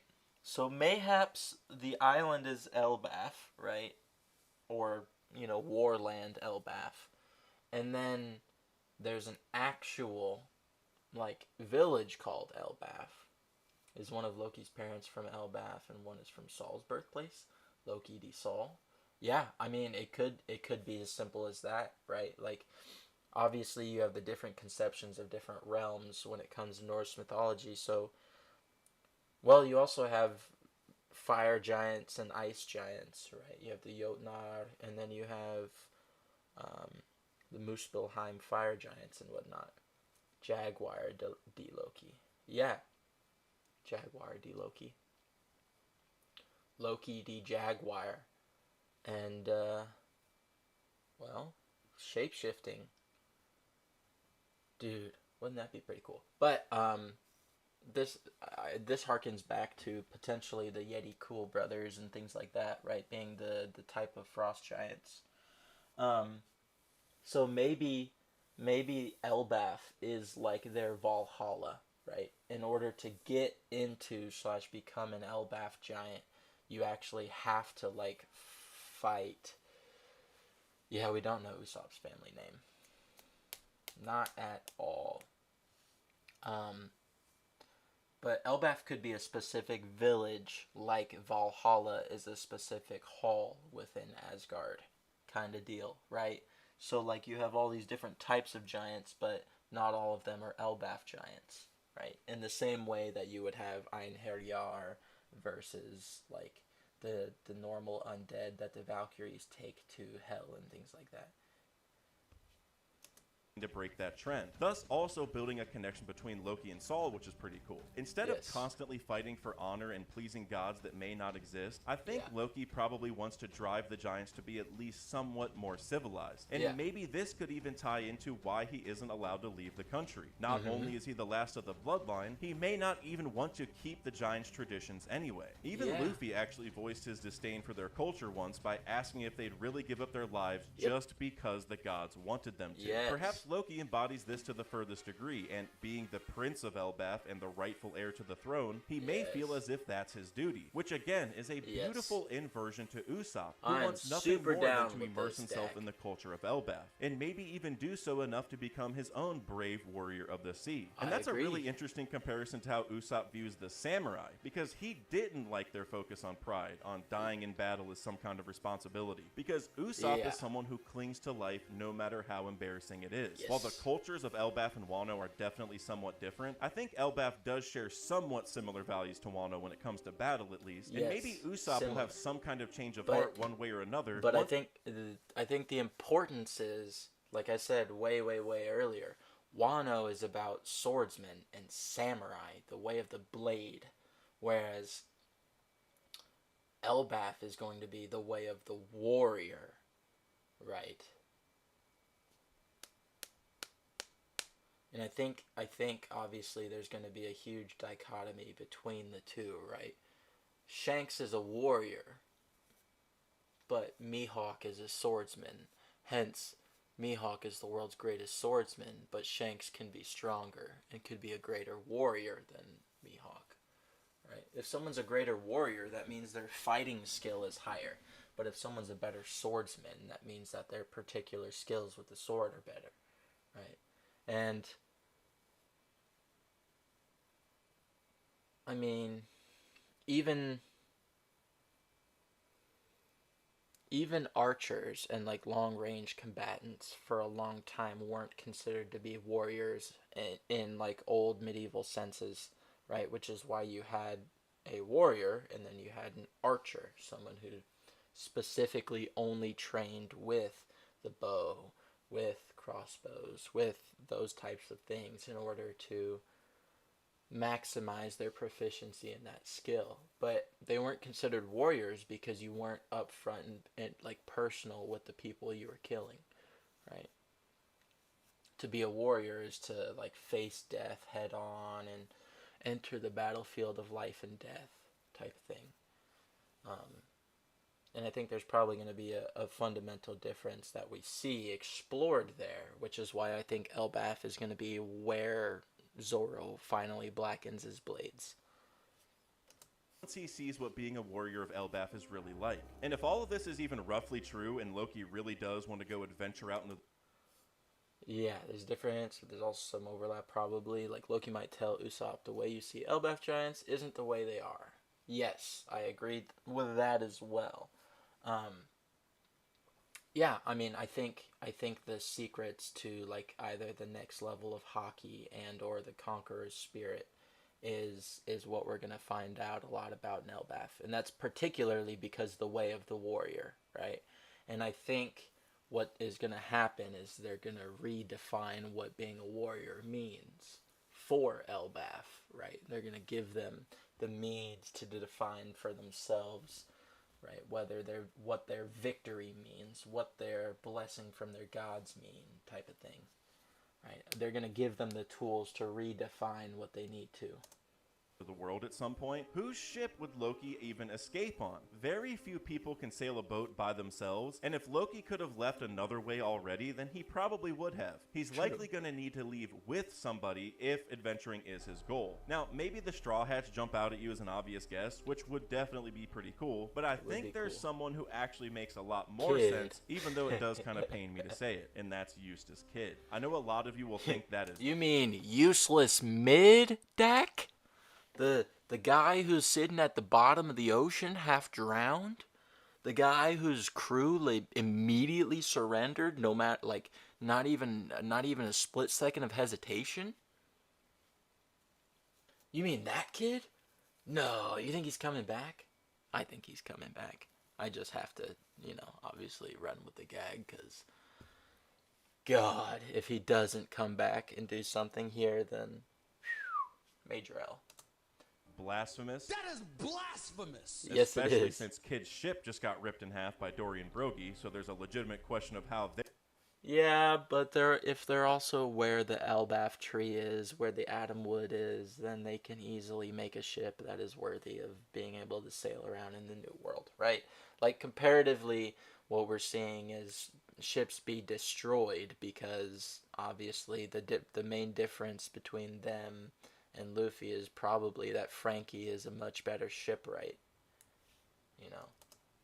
They're going to leave themselves, but there's a few important things to consider. Like I said at the beginning, the Giants hate Big Mom, and Kid is credited with defeating her. Say whatever you want about how Law did most of the work during the fight, or whatever you want to say, but the news is the news, and the Giants probably know he helped. Also, Loki probably dislikes Big Mom even more than most giants since he got stood up at the altar. I mean, yes it was Lola's fault for turning him down, but Big Mom probably set that all up, promising him that Lola would marry him. So I can imagine he holds some kind of hatred for her too. So Kid beating Big Mom earns more brownie points with him than any other giant probably. I think Kid and Loki almost have to talk about that at some point. So I think that if Loki has a chance to meet Kid, he's actually going to befriend him and want to help him. Yes, Kid wanted to harm Elbaf with his railgun before Shanks took... Also, just like, you know, if they really are technically an isolated island, and if Loki really hasn't been out and about, and they aren't like super aware of devil fruits in the same way that Wano wasn't, like,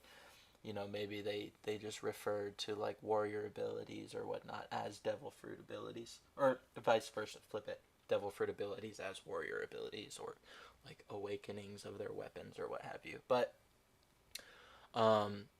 there's a probability that they react to Kid as if he is Thor, right? Like Thor, the thunder god, the god of electromagnetism and lightning, right? And that's particularly because as much as we've seen him handle his engineering aspect of his fruit, what we haven't seen is him utilize it for much more simple usages, right? The simple things that should be powerful, right? He should be able to bend light technically. He should be able to like levitate. He should be able to do a whole bunch of really catastrophically interesting things, but he doesn't, because I think he's so focused on the specialized use of his fruit in the engineering capacity. And I think potentially that Elbaf is where he's going to learn how to use his fruit, right? And in the way that it's supposed to, as the Thor of the Norse myth, right? Took care of business, but if Loki has issues with Elbaf anyway, then he probably wouldn't hold that against him. And earlier I mentioned all the potential ties between Loki and Odin. And how did Odin eventually get off the island? By riding with Whitebeard, who randomly crashed his ship at the shores of Wano. Odin was able to help him out, prove his strength, and ultimately, but barely, earned a spot on the crew so he could go see the world. And coincidentally, Loki also just had his own notorious pirate crash his ship at the shores of Elbaf, being Eustace Kid. If they befriend each other during the arc, then maybe that's how Loki leaves and how Kid's crew can get relevant again. I mean, remember, the Atom Tree might be... Okay. Alright, jumping back to the punk connections way back earlier. If Loki is like this prince who's like rejecting Elbaf culture and trying to change it, do you think a punk mindset would help with that? Like, go fuck yourself, I'm gonna do what I want, instead of like what if Loki is this like super timid and like kind, gentle, soft guy, and the reason that he's having so much trouble in Elbaf is because obviously they're all warriors, so they're pushing him around and not letting him do things, and he's not able to accomplish the things that he wants. And then Kid comes in and like influences him to be this like brash punk like person. That's when he starts like finding the gumption to make the decisions and changes that he needs to make. And then Luffy comes in and, you know, impacts it in a much better way. But I could see that happening, like the sort of like punk vibe of like fuck your generation type thing rubbing off onto Loki a little bit, maybe, in that type of interaction on this island. So Kid getting a new ship or a repaired ship is totally on the table. Now, comparing Whitebeard to Kid may seem blasphemous at first, and that's because it is, but if we take away their strength and general awesomeness for just a second and only compare their narrative roles, there is somewhat of a strong similarity in that they were one of the top rivals of the past and future Pirate King. Now, Whitebeard and Roger were basically neck. You don't think it's more accurate to be Law? To be the comparison here? And Luffy is definitely above Kid at this point, but don't forget that Kid did have the highest bounty of every rookie at Saba Odi. He was always framed as a legitimate rival peer to Luffy, with Law helping round out the top three from this era, basically. But Kid still needs a lot of work. Hockey work in particular. And that's what could make Loki the perfect trainer. Converse thought. I kind of want him to not have hockey. And the reason why I want him to not have hockey is because Luffy has incredible hockey, right? But he also has this crazy-ass devil fruit. And one of the things that happened in Wano is he got this major hockey power-up in terms of discovering advanced Conqueror's coding, right?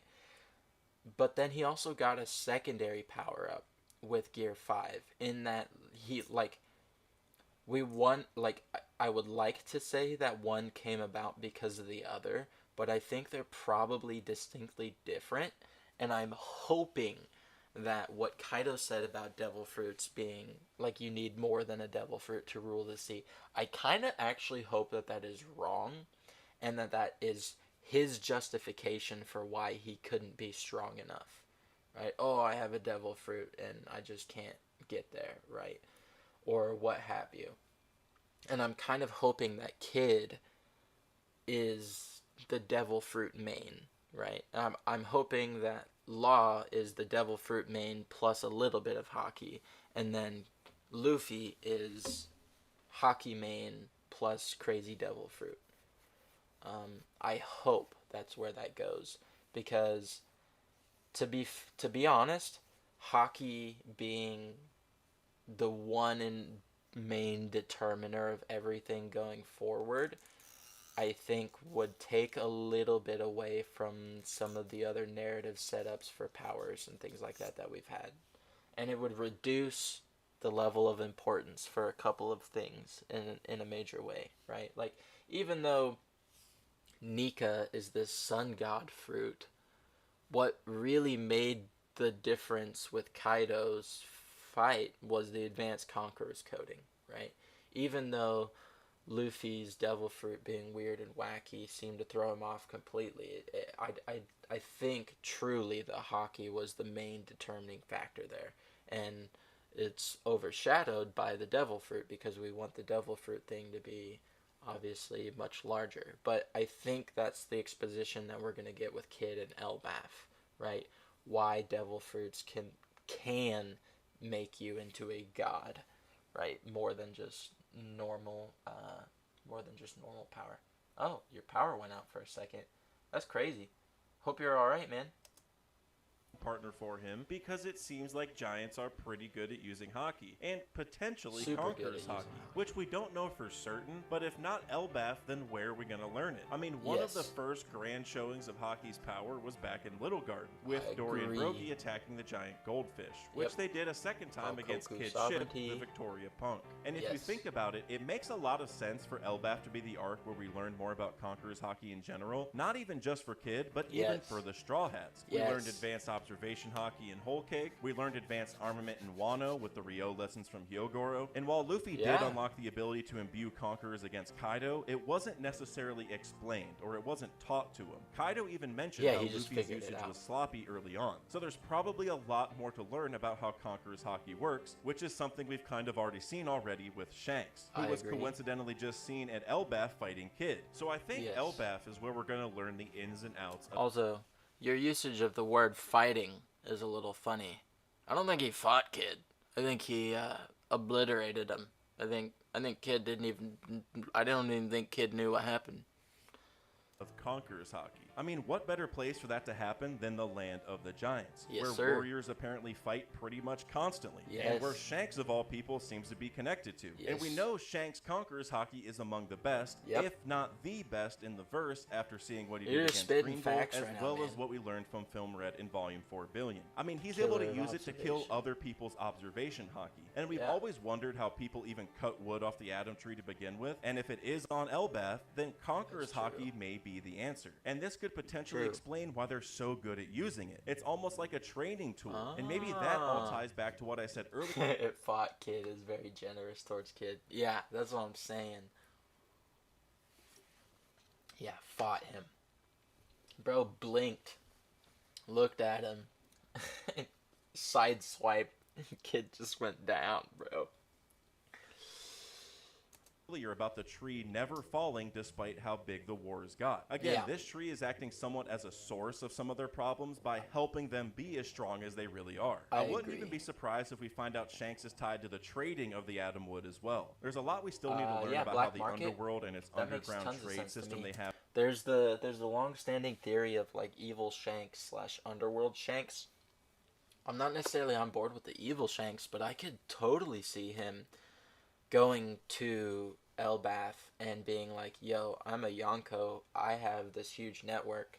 Loki, I know you can't leave this island, but I'll be your underworld broker. You know, you go through me, I'll be your middleman. I'll take a little bit off the top, but you can get most of it.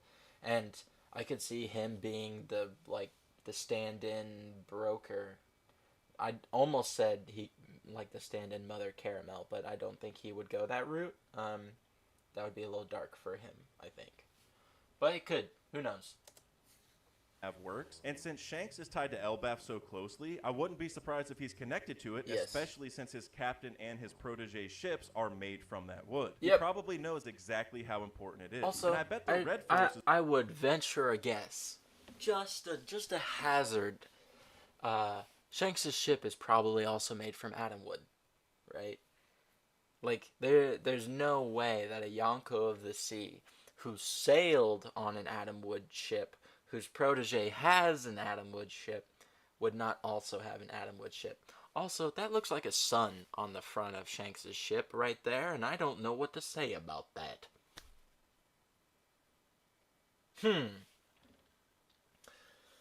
I'm probably on board with Underworld / Black Market Shanks. It doesn't necessarily mean evil Shanks. Yes, it just makes sense. Yep, probably. Yeah, I mean, it's kind of crazy. Shanks' ship is honestly one of the cooler ships. Is probably made of it as well, and that may be a reason why he continues to protect the island, as well as his connections to the Giants, of course. Unfortunately, though, I doubt Shanks will be present in the Elbaf arc, since he recently said he wants to go... I'm going to disagree with this, and I'm going to disagree because of the aforementioned propensity for everything to kind of converge in Elbaf, right? Like, we all kind of need the story elements to weave together before they continue to diverge again. And I'm betting that Shanks' run-in with Kid gave him enough of a pause to get some info about what happened with Blackbeard and Law at Winter's Island. And then I bet you he's not going to wait for Luffy, I don't think, but I think he's going to do something on Elbaf that will take him to the point in time in which Luffy will arrive. He's implying in the panel right there that they should have left the island. He's dipping. Yeah. When you're originally planning to leave, let me put it like this. If I'm at home and I am about to go out to the store to get something, and then not a friend of mine, but someone shows up to my house and they come in and they start talking and whatnot, and then we get sidetracked into this little conversation, or maybe even I just spend 30 seconds being like, hey, I'm actually about to head out, can't talk, but then he's like, the person who stopped by has brought the thing that you were looking for, right? Or, like, you're standing there telling him to shove off because you're about to leave the house, and then you get a phone call, and then someone's like, hey, I'm delivering the thing that you want right to you. Just stay there, right? Like, the plans can change, and sure, he could have been wanting to head out directly after Blackbeard before this, but in the time in which he's interacting with Kid and all of that, right, his plans could have changed, but also I think information about Law and Blackbeard being close is enough that I think Shanks would probably wait to either reevaluate or make some sort of move that would keep him in the area. I don't think he's not going to be present during Elbaf. In fact, I think he's going to be present during Elbaf, but not directly front and center. I think he's probably going to be responsible for a lot of the things that go down until Luffy gets involved. claim the One Piece. And it might be another little while till the crew makes landfall at Elbaf anyway, but I'm sure his influence will still be felt during the arc. I can see Shanks being to Elbaf almost like what Ace was to Wano, but probably even more involved. We might even learn a little about his history through the Giants, and it could be a perfect setup for the eventual meeting between him and Luffy right at or before Laugh Tale or something. But to tie this whole Conquerors hockey discussion back to Kid, the thing is that despite him having all three types of hockey, we've never seen him use a single one. Now, Kaido himself confirmed Kid did have Conquerors, but clearly Kid just had... Yeah, he's Conquerors hockey just like that brat Kid. We don't need that many Conquerors. Yeah. So I think it's... I think Parvision has the idea that the reason why Luffy has so much exposure to hockey and understanding of hockey is because he distinctly encountered all of the Logias, right? His interactions required him to somewhat learn. I think he's going to be fighting Blackbeard during Elbaf, to be honest, but it'll be somewhere off the coast of Elbaf or something, or Hachinosu. I could see that. Or, here's the thing, right? Warland Elbaf, the land of the giants, is probably big enough that there's multiple islands worth of space in it, right?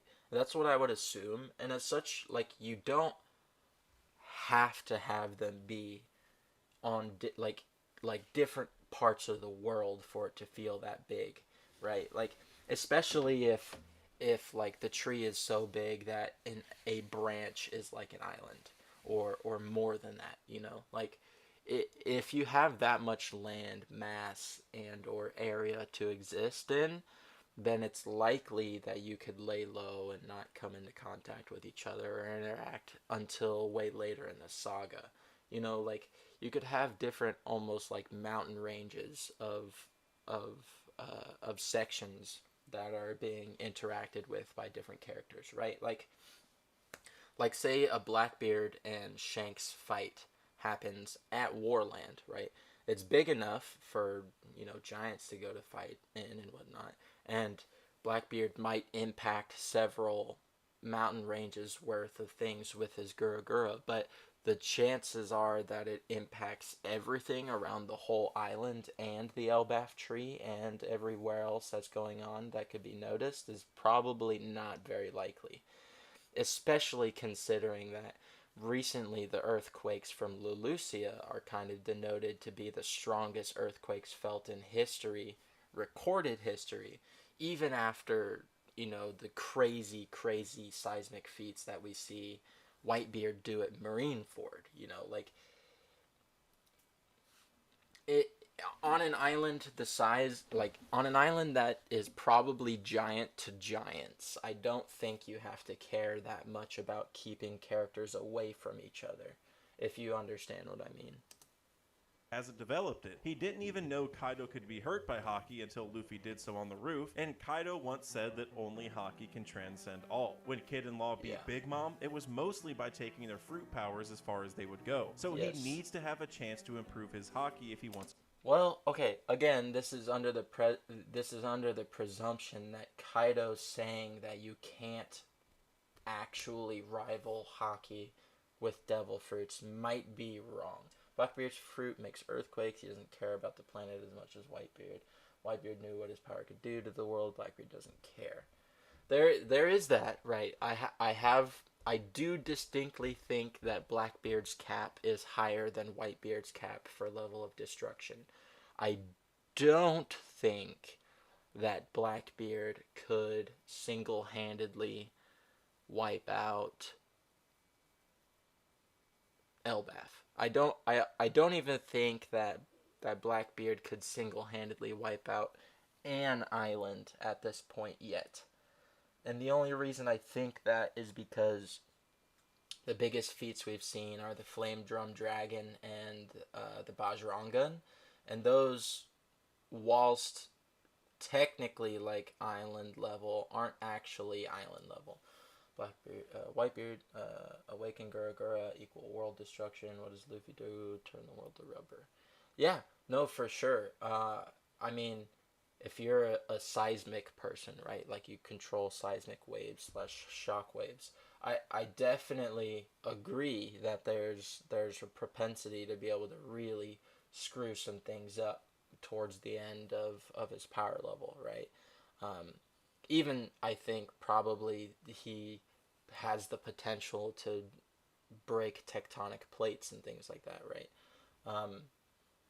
And turning the world to rubber would be a great way to nullify the effects of that seismic stuff, right? Because the world would just like for a little bit until it settled out.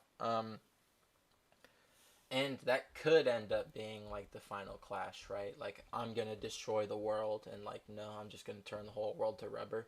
But I think that there's probably a couple other things to consider about that for right now, and that would honestly, to me, show that hockey can't be the end all be all like what Kaido is saying, because there are fruit powers that exist with such focused and narrow powers that like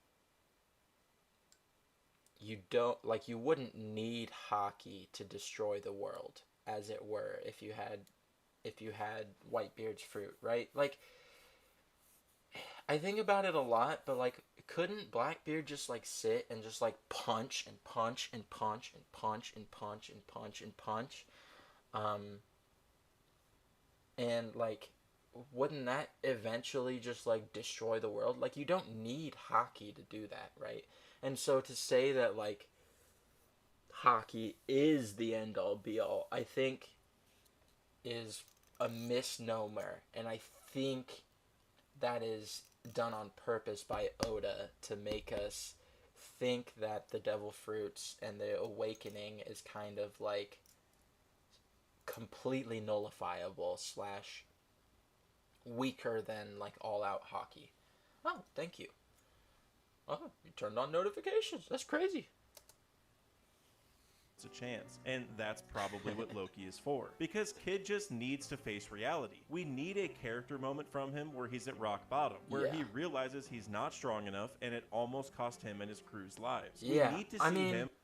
To be fair, that the scenes in the anime that we got where he's like doing the power up and we get those flash through black and white scenes from when he's little, and then he's like building up his damned punk.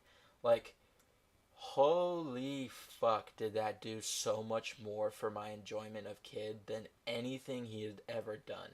And it was literally him sitting there and minor uses of his devil fruit, and then like intelligent character exposition. Like, that to me is what hyped me about Kid more than anything, and it came from the anime, unfortunately.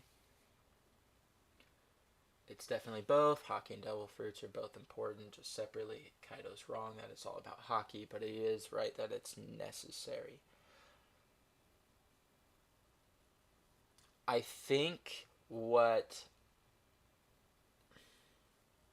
my response to that is I agree with you that it's probably necessary, but I would want it to be that the full capacity of hockey and the full capacity of devil fruit are equal, and that you don't, like, they're not necessarily one each other's weaknesses.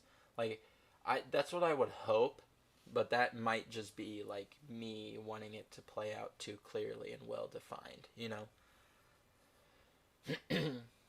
And I mean, I guess if technically hockey is like your will and your spirit, then thematically it would make the most sense for that to be the most powerful set of powers that you could develop and train into. I want them to be fundamentally different power systems that can reach the same levels and goals and capabilities. I don't know if that's what it is, though. Kaido's wrong. Yeah, I agree. Him like Luffy was in Sabaody, or like he was after Marineford, just distraught and vulnerable. And yeah, he needs to territorially broken. He had his conqueror's spirit, that thing that drives him forward, that will in himself to not hesitate, was broken. And that, I think, changes his lineage factor, because large-scale emotional and characterial changes, I think, impact your lineage factor, which then impacts your powers. So the forcible suppression and then the realizing I'm at the bottom and need to rise higher, I think, is probably really important for his growth. And I think this SmackDown with Shanks is going to be the largest growth we've seen from Kid, despite all the jokes and memes. To be Joy Boy and change the world, you need both hockey and a fruit, but I think Kaido is mainly saying if you have no hockey, you have no chance. Like, you can't have zero hockey, but you may not necessarily need the best hockey. Yeah, I mean, it makes tons of sense. I don't want it to be like that. And the reason I don't want it to be like that is because devil fruits are just really cool, right? We were introduced to them as kind of two separate power systems. And even though hockey seems to be the nullifying / weak point of devil fruits, I kind of hope that at some point we see the devil fruit version of being the weakness to hockey. And I think that would fully round it out to me as like a fully complete, like decently defined magic system that can be stretched and thematically approached, rather than having to declare that one is definitively better than the other, even though we want to potentially say that your will as a person is what primarily drives you to gaining strength throughout your life. I still think that I would like for it to be different aspects. And without the right fruit, as Roger may have learned, the best hockey can't do it either. You need both. Yeah. Again, I don't want it to be like that because I want everything to be achievable via not having a devil fruit or not having hockey. Like, in my mind, I want both characters to be able to reach the same goal and the same capabilities from only having a devil fruit and only having hockey, and not necessarily needing both or preferring one over the other. But again, these are my personal preferences, what I would like to see versus what I think is probably likely. Which, what you're saying is probably likely and is probably what is actually in the manga. But I would hope, for me, as a more interesting facet, being able to actually make fights more interesting, I think to have them, to have one be listed as the more definitive, stronger, and like better power, I think is a minus, you know? Realize that hockey is one of the root causes of that. He's like a guard in the NBA who can't shoot threes or something. You can't stay on the court if you suck at something that essential. Man can't shoot nothing. He can't even, not just threes. Man can't do a layup. Man can't alley-oop. Man can't dunk. Nothing. Game. Even in the Udon prison, we saw that he was about as physically strong as Luffy, but then he dipped right before the hockey lesson started with Hyogoro. Because the other thing Kid sucks at is gaining allies, which is Luffy's greatest trait according to Mihawk. Luffy inherently excels at arguably the top two things that can take you the furthest in the One Piece world, while Kid sucks at both of them. He's constantly trying to start a fight, and the only reason his bounty was the highest at Sabaody is because of what he did to innocent people. Yeah, bro, so him meeting and even and befriending him could offer two kinds of distinctive paths for growth for Kid. Because let's face it, Kid's crew has been about as pathetic as he has. Killer is great, but he wanted to put up a picture of Russell Westbrook when I said that 3-point thing, but I like rest. Yeah, let's not let's not roast people too bad in connection to Kid, man. Like, because that's some deep cut slander. Even befriending him could offer two kinds of distinctive paths for growth for Kid. Because let's face it, Kid's crew has been about as pathetic as he has. Killer is great, but Heat, Wire, and the gang just aren't it. They couldn't give up those road poneglyph rubbings fast enough whenever Shanks pulled up. Literally, so Kid just needs upgrades across the board. And I think Loki's just the perfect person for that. And if Loki's talked to Saul at all, then that could provide Kid with some important information regarding the past or the poneglyphs, since Saul has some information from Ohara. Mara. And now, maybe you've been wondering, how is Kid even going to get saved from the ocean that he's drowning in right now? True. Well, in Norse mythology, there's a story where Loki created the first ever fishing net, and he... Wow. You went with a deep cut for this one. Was found in that still burning, realized stream was the only means of escape, so the god reconstructed Loki's net and used to block fish from leaving the immediate area. Dude, that's hilarious. Lame ass crew. Yeah, for sure, bro. Are you kidding me? Like, when I learned what their names were, Heat, Wire, I was like, oh, these are so dope. Man, like, maybe we get to see some, like, interesting powers or different versions of, like, abilities that we've seen before. Nope. They're all just fucking pansies that surrender at the drop of anything. You know, just... Such an L. This is a deep cut. This is a deep take, bro. This is hilarious. Used it to catch some fish. But there were people out there trying to capture him. Yeah. Also, he was caught midair by Thor. Hey, let me ask you a question. If there's anyone who is potentially aligned with Thor, who could it be? Like, Loki has a story connected to that? Okay, this has to be something. Yes, bro. It's funny because I think a lot of the, like, human inventions are attributed to Loki's mischievous playings. Yeah. That's so funny. I love the whole turned into a fish thing. It's so common. Did you guys know that there's a whole NL come into Elbaf? Yeah, I'm super on board for that. I mean, even if you just look at the name of his devil fruit, the Goro no Mi. It's not the lightning fruit. It's not even it's not even the electricity fruit. It is the rumble fruit, or rather the thunder fruit. It literally, his fruit is the sound of thunder.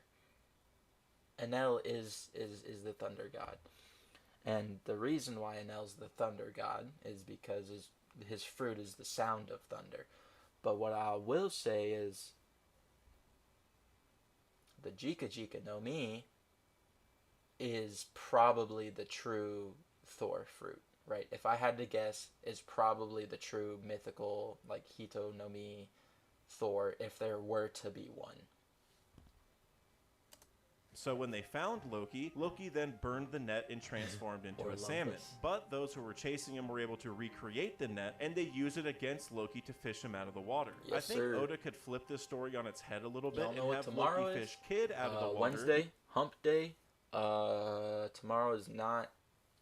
Tomorrow's not when the live action comes out, right? Live action's on Thursday.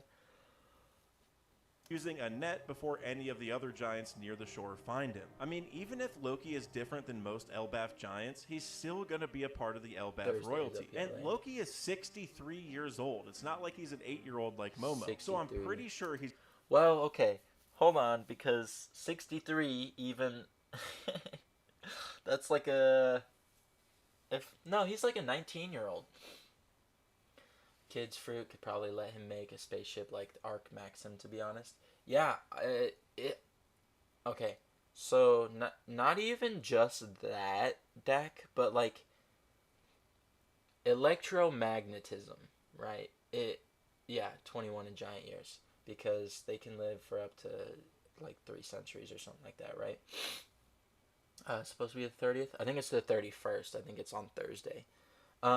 63 equal 21 giant years. Yeah, I think he's probably somewhere around the same age as Luffy and Usopp, if I had to guess, probably qualitatively. But Kid's fruit is fundamentally like magnetism, and what magnetism is an expression of electromagnetism, which is the EM spectrum, which includes all radiation. That includes visible light, that includes gamma rays, It includes X-rays. It includes infrared and heat. It includes ultraviolet.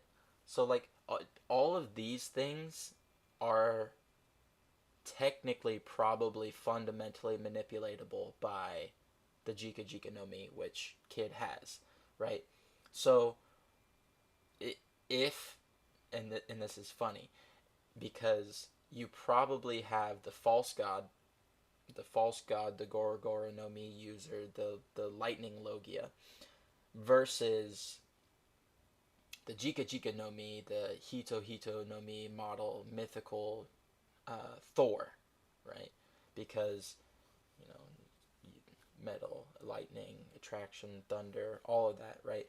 The controlling of electromagnetic energy and waves, I think, is more of what Kid's power is, and not just like, oh, magnets suck, you know. And I think we're gonna see that explained and explored more in Elbaf.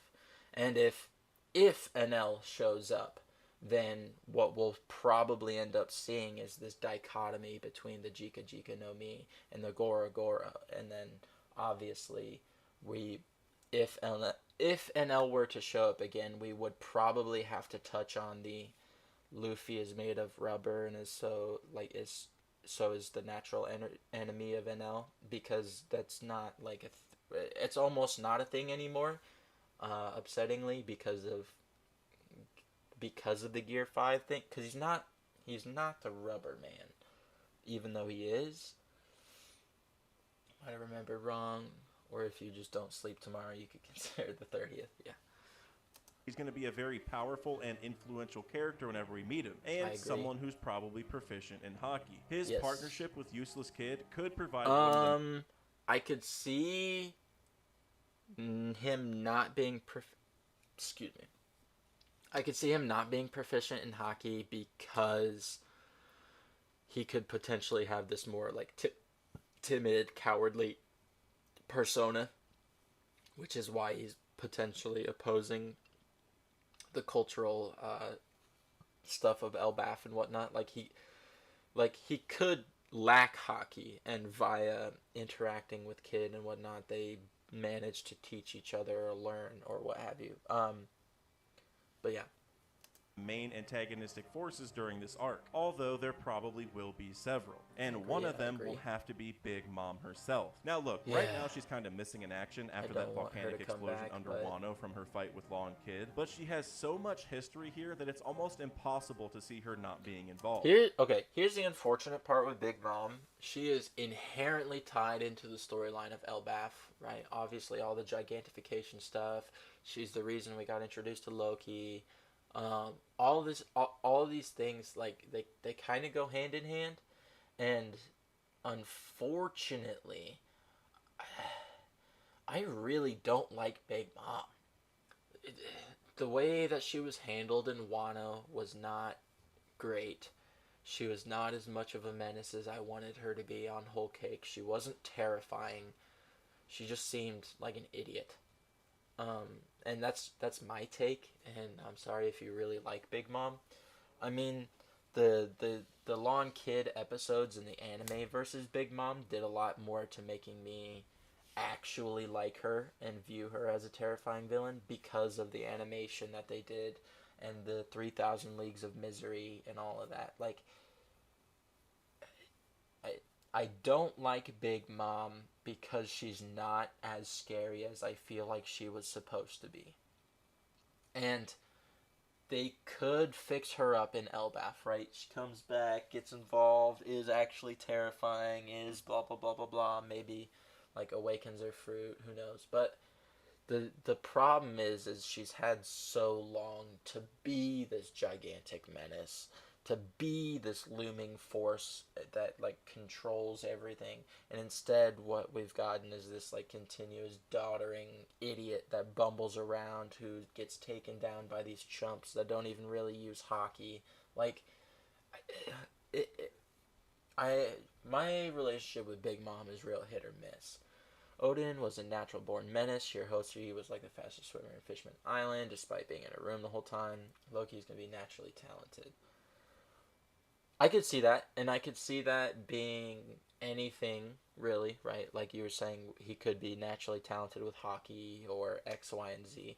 And if hockey is sort of the like main focus of the Warriors of Elbaf, right? And if that is like their main thing of training and whatnot, then I could see that being the natural talent. But what I would hope is more that he could be like naturally talented and just like raw strength and durability, just being like a physical unit, like a physical monster that just can't be taken out no matter what.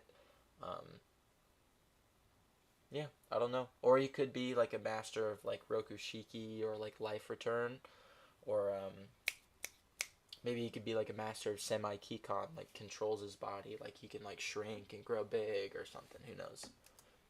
As I've said many times already, she's basically public enemy number one for the Giants. Her Yeah. name is barely even spoken of on the island, and a lot of that started because of her rage on Elbaf during the fast for the Winter Solstice Festival, which has its own direct ties to Norse culture because the food Big Mom wanted that entire time was semla. This is something traditionally eaten before Lent in mainly Sweden, but other Nordic countries as well, on Fat Tuesday, or Fetistag. Forgive me for my pronunciations in this section, but semla is also a derivative of a German word, which could tie to Mother Carmel, who used the German word Geburtstag, which means birthday, for her attack that created Pandora. Oda probably used birthday because this is the day Pandora was created. But it could also be a cheeky nod to Linlin's birthday, which was shortly after this event, where Mother Carmel seemingly got eaten by Big Mom. I think this whole flashback is also pretty clearly a very, very small microcosm of Ragnarok from Norse mythology, because everything got burnt down, and then afterward, a new sun appeared, which is a pretty common storyline in most Ragnarok renditions.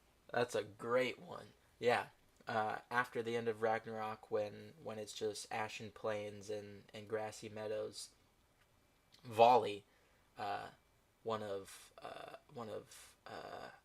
Baldur's sons, comes and they reseed the ground, and from that is which the new sun is born.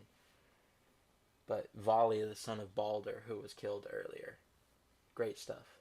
Conditions. Mother Carmel even said that it was the sun god who saved them, which should sound alarm bells for all sorts of reasons, and I think that mainly this event is a precursor to a true Ragnarok that the Giants will experience in the future, sometime after our crew gets there. So that leads us back to Big Mom, who even as an adult has gone on several rages of her own. She even has a homie named Prometheus, who is essentially exactly the same as Pandora. Even their faces are similar. I've kind of wondered if Prometheus is just Pandora. I wanted to talk about Fenrir so much, but I couldn't find a good way to fit him in. Yeah. The thing is with the really big ones like that, with Fenrir or Loki, unless it's like really tied in and obvious, like it is with Loki, then it's still kind of super up in the air as to who Oda wants to tie these parallels to, right? Because like swallowing the sun, I mean, that's a pretty big thing to happen, and that's a thematically crazy thing to tie to the fact that Luffy is the sun god, right? Okay, so what are the things that have swallowed the sun god? Okay, a snake. Okay, what else? A giant dragon. Wapol tried to swallow him but couldn't chew him up. All that stuff. The thing I'm thinking with no basis really is that Loki will have a Fenrir zone fruit. He could. So we see Wano has a guardian deity, the Inu. It's the Inu fruit, right? It's the dog, but it's the model Yamato. No, false. Yamato no Okuchi, I think that's what it is. Yamato no Okuchi. The dog fruit ice wolf thing that she is. I could totally see that somehow being brought over to Elbaf, right? Like Yamato shows up to Elbaf and that being the Fenrir zone. But I could also see, there being an like a fully blown mythical zone fruit. Maybe even maybe even like they have a huge giant wolf that ate the Fenrir fruit that like lays at the bottom of the Elbaf tree, kind of, maybe. I don't know. I mean, there's 1.5 billion ways to take it, which is why, unless it's kind of a clear parallel / tie, it gets really dicey for what Oda wants to set up. Before, but Big Mom did say Prometheus has some of her soul in it, so I doubt that's the case, but it's still fun to think so about. I think, just a clarification for what you just said here, Dak. Big Mom did say Prometheus has some of hers. I think all of her homies have her soul in it. And the reason I think that is because when she pulls people's soul and life, she pulls it to her, and then she absorbs it. It becomes a part of her, so she turns it into hers, and then she breaks it off and makes it into a homie. So I fundamentally think that Big Mom is diluting her soul with obviously all these other people's souls, wills, dreams, and whatnot. That's where the physical mass and things come from, and why she kind of has these states where she just is reduced into nothing but desires. And then I think also pulling her soul out and using it for the homies impacts her. So like the more homies that she has active, I think the less in control of herself that she'll be. Soul in it, so I doubt that's the case, but it's still fun to think about. Either way, though, I think what happened in Elbaf with Big Mom back in the day is basically a foreshadowing of what she's going to do in the future. Burning down one village is what she did as a kid. Maybe burning down the whole island, or at least trying to, is what she's going to do as an adult. I mean, if she was able to take down one of the Elbaf captains when she was just 5 or 6, then imagine what she can do to an entire island if she's an adult, especially if she finally... Yes, extremely similar to Nightmare Luffy, and that's because we know shadows carry with them a portion of the person's soul, or at least their personality. So I would say that comes with soul, right? And in terms of Big Mom pulling other people's lifespan / soul off of them, when she incorporates it into herself, she literally gains like weight and features as if, you know, she had lived that period of time, or had eaten that much sustenance, or gained that much energy and converted it into fat. So I think, you know, if Big Mom were to... Oh, shit. Big Mom's not awakened, is she? Is she awakened? I don't know. If she's not awakened, her awakening could come about from her pulling her whole soul out and using that to create something. That's interesting. Strange.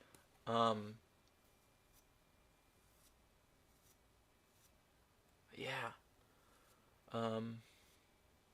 Nope. Nope. What? I also want to say that they compare her to like a demon or an Oni. She did not awaken, at least not confirmed. Yes, good. That's what I was hoping for. Her awakening condition might be pulling her whole soul out of her body and being possessed by the soul of her fruit, quote unquote. Or maybe like her soul becomes so dilute that the will of the fruit can finally take over. That's potential awakening. But in terms of big...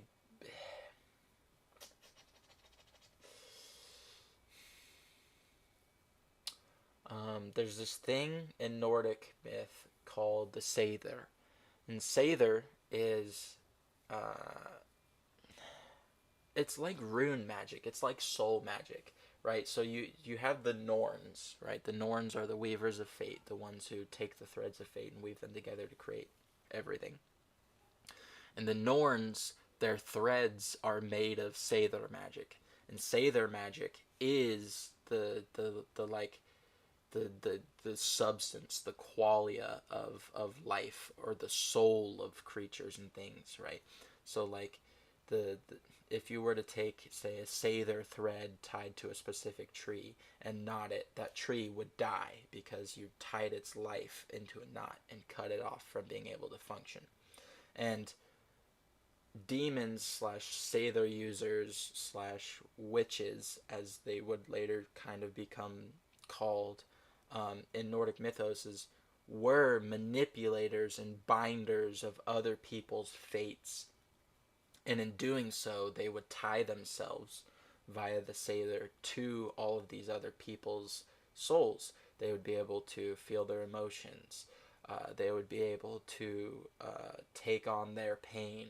They would be able to eat for them. They would be able to do all these kind of aspects tied to connecting themselves via the Sather magic. And the Sather magic is more of this sort of runic, conceptual soul tie that could be interacting with everything. And so Lin Lin slash her could be their ideology of Sather magic, and her being a witch and a demon, and this kind of thing being all wrapped up with Mother Caramel, the demise and opening of Pandora's box, as it were, unleashing the Sather magic to the witch, who would go around binding other people's lives to themselves. She did not, or adding other lifespans to her own to extend her life. Yes, that too. You could steal other people's lives. You could shorten their threads. Sather magic. It's like it's really hard to describe. It's like life runic, conceptual soul magic, right? Because the Nords considered your consciousness as your soul, kind of, right?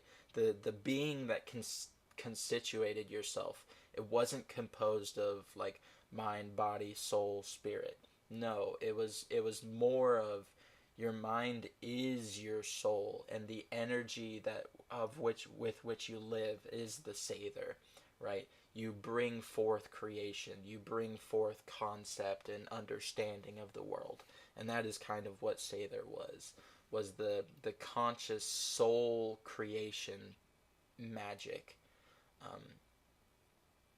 that you would interact with as a living creature. Yeah, but I definitely think that if she didn't split the life energy off of her to create homies, she would extend her own life. Like, she would live longer. She would be stronger. She would have more fat. She would have, like, more instinctive muscle memories. Like if she were to find a world-renowned carpenter and, like, take his whole life, like, just kill him, and then combine that into herself, I fully believe that she would have all of those carpentry skills. Whether or not that is confirmed or will ever get confirmed is something different, but I fully believe that that's how that works. Awakens her devil fruit powers, which I don't think happened during Wano, by the way, but maybe how far she was pushed during or after that fight That's and the crazy. resulting volcanic explosion is enough to finally trigger that awakening. And I think the same thing might be happening for Kaido as well, but that's a whole separate thing. And this could mean that we would have one hell of a monster to deal with during the Elbaf arc. True. Giving us. I also want to bring I want to bring up that Luffy has kind of always been compared to a force of nature, right? And at this point, he's the sun god, so that makes a lot of sense. But when you think of Kaido, a dragon, in Japanese / Eastern mythology, they are gods of what? Oh, natural forces, rain, weather, water. So they are also considered to be kind of an extension of a natural force. Jesus. Oh, what does Big Mom do? Grants life to natural forces? That's crazy. So, all of the Yonko tier being these kind of natural forces is pretty interesting, especially if you call back to 30 seconds ago. Being able to awaken after being exposed to a phenomena of natural caliber, like an explosion from a volcano, could be pretty a pretty thematic way to awaken, right? Awaken to the full power of their capability of manipulating the natural forces of the world, right? I mean, that's pretty crazy. One of the main antagonistic forces. But the layer here that I think is really funny is that if Kid does get a lot of credit from Loki or the other giants for defeating Big Mom, and then Big Mom pulls up, they're all gonna think he's a fraud. A lot of us kind of think he already is because Law put in so much work during that fight, but if Big Mom comes back and terrorizes Elbaf, then there was no reason for the giants to celebrate Kid in the first place. So maybe that would provide kind of a test for Kid or some kind of motivation for him to actually get stronger and help the giants even more. To prove to them that he is strong enough to beat her, and maybe that also proves it to us fans. And if leading up to this, Kid was training with Loki and developing all sorts of hockey, maybe he would have a chance of fighting her and proving to us fans as well that he isn't really a slouch. But you know what I would love? You know what I would love? Is if Big Mom showed up and Kid still didn't have any hockey, but still managed to beat her. I would love for Kid to double down on the no hockey, master his devil fruit, and then absolutely fucking blitz Big Mom. That to me would not only save his character, but it would rationalize a couple of things about how you can compete in the One Piece world without having been, say, born with the particular hockey capabilities. Now, the issue with that to me is that this is Luffy's story, and he even promised to Katakuri that he would return and beat Big Mom one day. So I'm not sure if Kid would actually defeat Big Mom on his own during this arc. I mean, that alone sounds kind of crazy, but I think he would at least do enough and grow enough during the fight, which is the important thing, to prove he's actually getting somewhere since he did it without Law's help. I mean, him and Law had to work together to beat Big Mom without unfortunately, being awake. like, he doesn't need to go anywhere narratively because obviously he's been removed from the running of the Pirate King, right? Like, that's what that was an establishment that these guys, whilst important and cool and awesome, are fundamentally going to fall underneath Luffy and the other contenders, right? Like, as funny as it is, Kid is currently competing for like 7th place, right? Like, if he can't take down Big Mom by himself, then I think what that means is he's like, that's it for him, period.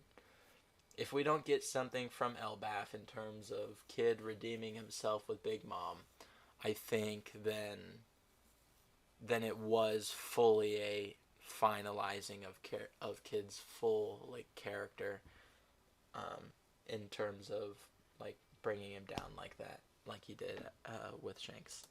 So if Awakened Big Mom shows up and in a hunger pang kind of mode and he's able to hold her off for a decent amount of time, that would still be really impressive, I think. And at this point, you may be thinking how we just got done fighting Big Mom. If she was an Elbaf, that would be the 3rd time that she's been really relevant. Why does she need to be focused on and defeated again, etc., etc.? But the thing is, it's already been a year and a half since we saw Big Mom in the manga and she lost to Kid in Law, and I don't think Big Mom would really appear in Elbaf until later in the arc. Probably as some kind of sudden chaotic element after Oda gets other things set up. Given that it's also kind of hard to tell how much longer we'll be at Egghead before we even take off for Elbaf, it could be a total of 3 or 4 years between then and her defeat in Wano. So I think that's a pretty healthy amount of time to have her out of the story and then suddenly reappear. And keep in mind that this would also be a completely different Big Mom than what we saw in Wano, probably. She'd probably be awakened at this point, probably in the middle of a rage, and really just at her absolute fierceness. This could even give us a better chance to learn how her powers really work and what wait a minute, those are goats. Those are goats. Those look like the Mary masthead, but with a cloud of nice little steamy around her.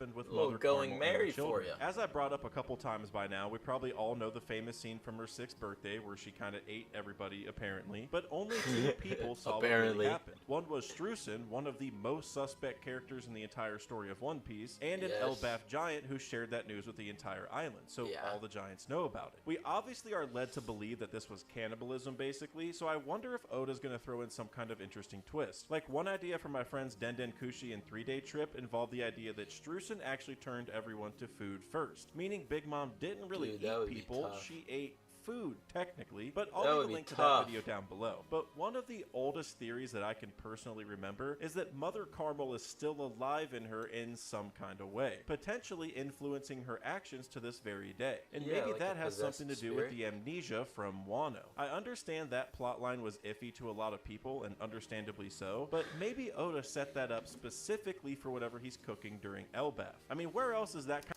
If he didn't specifically set it up to have a payoff later, then it is a really bad choice, but obviously it's an ongoing series, so he has the ability to change it, you know, going forward, and to recontextualize things. I think that would probably be the best way to salvage how people felt about the amnesia thing, is to have it pay off as some sort of holdover thing, and not just like a holdover like possession thing, and not just like a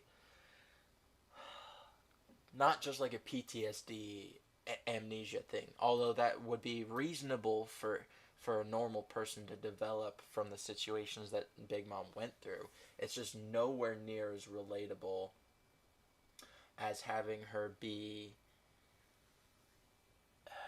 affected in some way, shape, or form beyond what she can conceive of, or has the ability to rationalize / control herself with.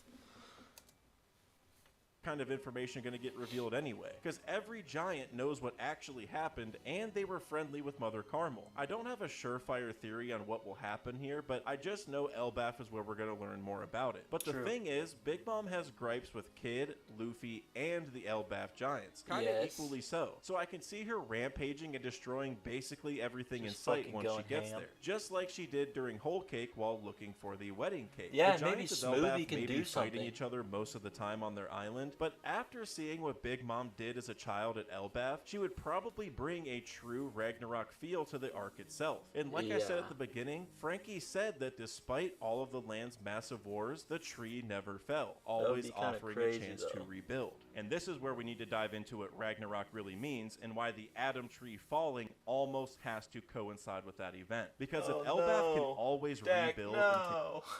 We couldn't choose one of the mythoses that didn't end with it not falling. I like trees. I'll be heartbroken if the Adam Tree falls. I don't like seeing trees get cut down. I would really hope not, even though thematically it fits.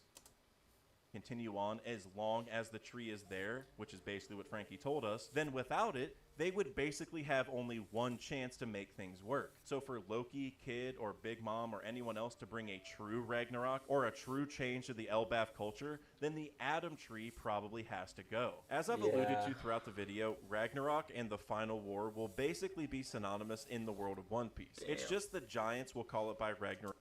By the way, I also... the nature of Ragnarok is rather cyclical, obviously, like you kind of touched on it a little bit earlier in the video, but Ragnarok is cyclical, right? So like Ragnarok happens, and then obviously you have like the green fields and empty ash, the primordial void, Ginnungagap, and then obviously the formation of everything repeats, and then you have the end of the cycle, which is again the Ragnarok, where everything gets reset. And then you end up with those ashen fields and green pastures again. And it's supposed to be this sort of repetition of cycles, because one of the things that a lot of people have a struggle conceptualizing with Nordic mythos is it's not monotheistic. It's not even really pantheistic, because it was more about the reverence of the natural cycles and how things ebbed and flowed.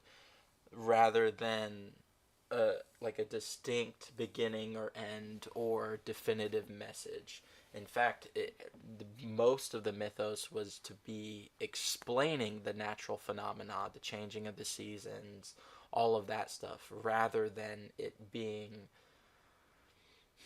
this sort of like representation of good and evil and like humanity's triumph and then the great battle. Like that, it's less of that and more of the cyclical nature of how things have to come to an end in order for new things to be reborn and like for new things to continue.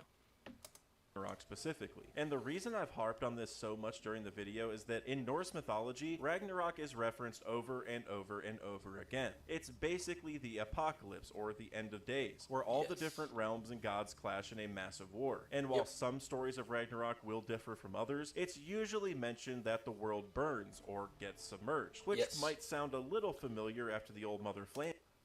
Either a grand flood or like a grand flood flooding the tree roots, rotting them from the end.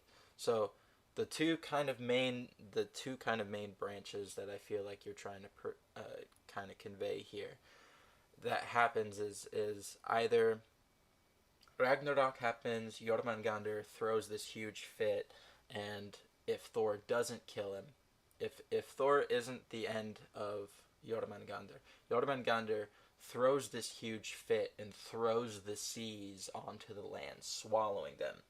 What this does is drowns the roots of Yggdrasil, so the tree rots and dies.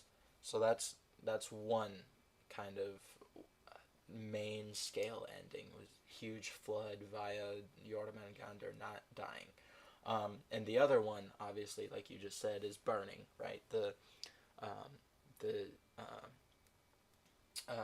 fire giants of Muspelheim wreak havoc and burn the world tree into ash and cinders. So there's nothing left but just an empty void, right? Empty land, barren land. Obviously, you have Valhalla, the gates opening, the Einherjar all coming out to fight, all that stuff. Got into action, and after Ragnarok's over, most depictions say that a new sun rises at the end, almost like bringing a new dawn, which is something we've heard in One Piece oh so many times. So what better place for the final war to kick off than the place that prophesizes about the end of the world anyway? Elbaf seems to be a place that's also in war perpetually. So wouldn't it be ironic that what stops all the wars in Elbaf is what begins a war around the rest of the world? And that is why I think the Adam Tree has to fall. Just like the Tree of Knowledge that fell in Ohara. Also, not canonically. Why did I want to say canonically?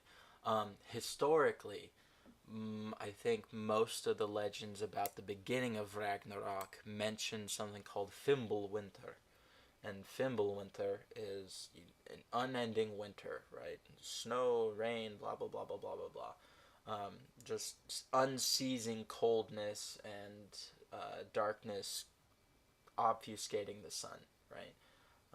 This ultimately concludes with Fenrir swallowing the sun, dooming everything back into darkness, the end of days, blah, blah, blah, blah. Everything gets cleansed, new sun born again, cycle repeat. But, I lost my thought. And that is why I think the Adam Tree has to fall. Just like the Tree of Knowledge that fell in Ohara, like Giant Jack that fell in Skypiea and revealed the bell in the poneglyph, the Adam Tree will also have to fall in order to usher in a new era. And another reason for this that I'd like to hone in on is the Sunlight Tree Eve. We know this tree to be the one bringing sunlight to Fishman Island, more than 10,000 meters under the sea. And that's a beautiful juxtaposition to the Adam Tree, which probably shoots all the way into the sky. I'm sure we're all familiar with the creation story of Adam. And its roots probably go all the way into the underworld, as it were. And there are potentially islands down there, right? Like, I mean, there's an island at the bottom of Sunlight Tree Eve. So could there not be an island or like an air pocket at the bottom of, Elbaf Adam? and Eve by now, but it hits a lot harder when you consider all the other ties to Christianity that the government already has. Like their symbol is a cross, all of the celestial dragons have saint in their name, their holy land is called Mary-Joie, hinting at the Mother Mary potentially. So I think the story here is that the Adam tree needs to fall to mirror the Eve tree also falling. Well, we don't have a ton of information on it, but geographically speaking, it's probably inside the red line stretching all the way up to the top where Marie-Joie is. And I say this because Fishman Island is directly beneath Marie-Joie and the red line. So where else would that tree be going, really? So this is a great depiction because, I mean, that's just, you just do this for the Elbaf tree, right? And change it so that way at the bottom, instead of water, there's an air pocket, and then you have potentially space for an island on Elbaf for, like, dwarves or other things like that, you know? Or trolls, or Oni, or, you know, any number of other things. But I think that the Sunlight Tree Eve was probably there before the creation of the Red Line and before the world got flooded. And as such, maybe Sunlight Tree Eve was the original Adam tree, and then the Red Line was created around it in order to stabilize it and keep it from falling. Because we see all the Drum Kingdom drums, those could be tree trunks that have been cut off. So what if the Red Line was just a way to protect the tree from being cut? Now, we don't know for sure, but that makes sense to me. And perhaps it stretches all the way up to Emu's flower room even. But the reason that this matters at all is because we already know Luffy's supposedly gonna destroy Fishman Island because of Shiarly's prophecy. And there are already tons of theories about destroying the Red Line as it is. And in doing so, the Sunlight Tree Eve would probably get destroyed as well. This could connect... Or, conversely, going off of the sun being born again, the Sunlight Tree Eve gets exposed, pulled from the earth, from the Red Line, and becomes the sun to the rest of the world, right? So you remove it from the ground, raising Fishman Island, or you remove the Red Line, so that way Fishman Island is just there now at the foot of the Elbaf tree, or not the Elbaf tree, of the Eve tree. I think there's a likelihood that could happen, you know?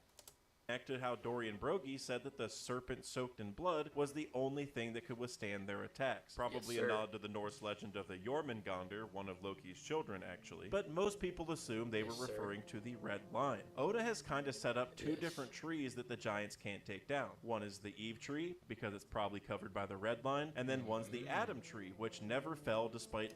Yeah, they can't take it down because it's covered by the Red Line. Hey! Wow, good job, Dak, hitting on the same thoughts. That's crazy. Man, it's almost like if I just let you play the video, you would, like, convince me and, like, show me all the same points. Kind of crazy. All of their wars. There's a reason that Oda made these two Adam and Eve. Both trees are vital to two important allied countries, but for one reason or another, both will probably need to be destroyed in order to usher in a new era. Maybe it'll be Luffy, maybe it'll be Usopp, maybe it'll be Loki, Kid, or Big Mom. Whoever it is, though, I think the Adam tree will fall during this arc, thus kicking off our final war. Adam and Eve were also believed to be the first ever humans, giving rise to the rest of us, basically. And that also makes me think back to what Saturn said in Chapter 1090, that no matter how low the humans' population dwindles, they can always multiply again. As long as you have an Adam and an Eve, you could say, you can basically regrow the population. That's so true. Maybe by destroying both the Adam and Eve trees, that's a symbolic way of combating that mindset and showing that it is time to usher in a new dawn. I mean, the Red Line is almost indestructible, and the Adam tree was so strong that Frankie and Tom built the Pirate King ships out of it. So seeing those two fall would truly be a sign that the final war is upon us, and to the giants, that Ragnarok is upon us. Also, what better way to make a much bigger pirate age than to, like, immediately have quintillions of tons of wood to be used for pirate ships that is nigh unbreakable.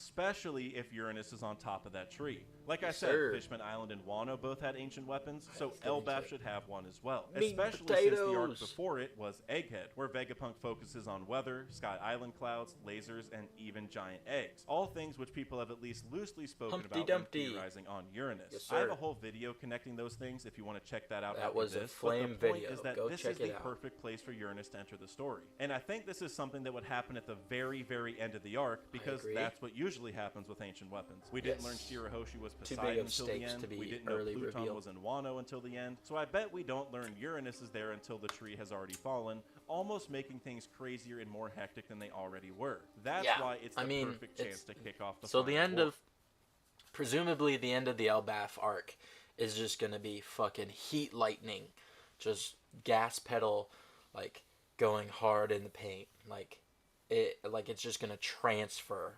from Elbaf into the next thing almost seamlessly due to fast-paced action, right? Because if Elbaf is the final of the like really, really long arcs, then you know you have this huge build-up and then the payoff, and then what?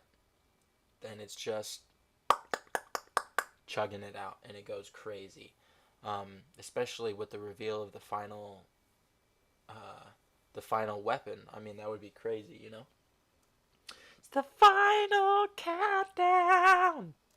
Especially if you believe that Vivi is the one to control Uranus. I think that's the most likely scenario at this point, It's because such a Emu common wants to capture theory, her. and I I've don't said know this a how few to times feel now, about but you're telling me Emu gets a hold of a sky weapon that is compared to an ancient weapon, and True. then directly afterward, after seeing that it works, Emu wants Yes. Vivi? Those things have to be connected. Yes, They it could could be be because of connected. Cobra, but we also know Emu was holding Vivi's poster a while ago. So what I'm thinking could be Yeah. going on here is that Vivi does control Uranus, and once Emu got the replica version of Uranus that they can control themselves in the Mother Flame, they no longer want Vivi alive, so there's no competition, basically. Imagine if Frankie can had used the understand that. blueprints to make Pluton's counter without Pluton actually existing. The counter itself would then be the most dangerous thing. And I think that's True. basically the situation Emu's creating with Uranus and the Mother Flame by eliminating Vivi, or just capturing Vivi. Since Yeah, ancient one more weapons, thing. or the people that control them at least, however you want to phrase it, are reborn every so many centuries, there seems to be some kind of continuous cycle. So for Yes. Emu, the ancient weapons are almost always going to be some kind of threat. But at the same Yeah. time, these are probably opportunities for Emu to get the ancient weapons on their side somehow. But Yes, now that I Emu agree. has a replica, being the Mother Flame, the best thing to do would be to remove the real Uranus from the chessboard entirely and forever. If we believe that I Vivi agree. is Uranus, or controls it, whatever you want to call it, then Emu may want to capture Vivi at this point, so there's no concern for the real weapon to get involved. Maybe Emu could even give Vivi immortality, or freeze her in the freezer, or something that keeps her around permanently, so it stops that cycle of reincarnation, so that Ooh. Uranus is never an issue again. And if Elbaf is Oh. the island where we find Uranus, then it makes perfect That's a sense crazy for all that to take. be revealed there. And I can even see Uranus's powers being used in some way to save them. Like, remember at the end of Alabasta, Vivi yelled throughout the capital, and then suddenly it began raining. It made it seem as if she did it, and controlling the Yeah. weather is probably the #1 most commonly theorized ability for Uranus. So Yes. even if that situation in That is true. Alabasta was just because of the dance powder, maybe Oda can kind of recreate that in Elbaf with the real Uranus. Maybe True. when Atom falls, the island will be in chaos and burning down, but Vivi will be able to make it rain to put it all out. This could actually mimic That the would be Mother epic. Carmel scene a little bit, but inverted in two important ways. One would that it's someone who's truly good that's doing it, being Vivi instead of Mother Carmel, and also the fire would be put out with rain as opposed to the creation of a fake sun, which could have all of its own kind of implications. And I think Damn. ending Elbaf in this Dak, you're fashion straight would kind of spittin'. mimic what we saw with Shirahoshi as well, where her powers were revealed at the very end as a way to save her country. Yeah, Maybe Vivi is able under to do the same duress. thing in Elbaf. And now maybe some of you are kind of wondering at this point, how can I be so sure that Vivi is even going to be in Elbaf anyway? Well, other than the Amazon Lily / Elbaf parallels I made earlier, which could Okay. tie to Nefertari Lily, and the fact Vivi's being hunted and needs some kind of protection in the meantime, we also have to keep in mind that Vivi was literally there on Little Garden with our crew. She Yes. knows the crew wanted to visit Elbaf, and she And Vivi distinctly was challenging their Elbaf beliefs and the cultural beliefs that they're holding.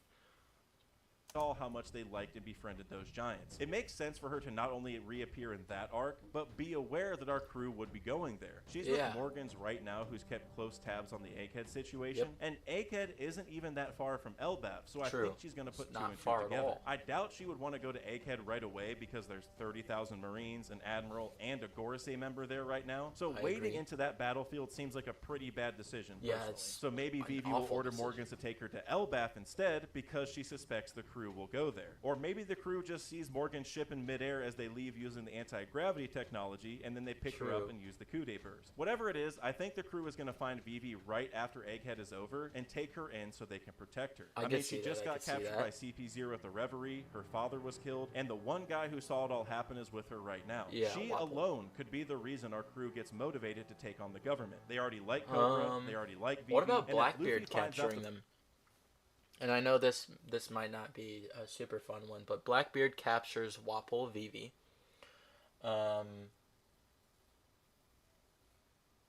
Vivi directs him towards Luffy / Elbaf in, right, obviously trying to get things. Because, like...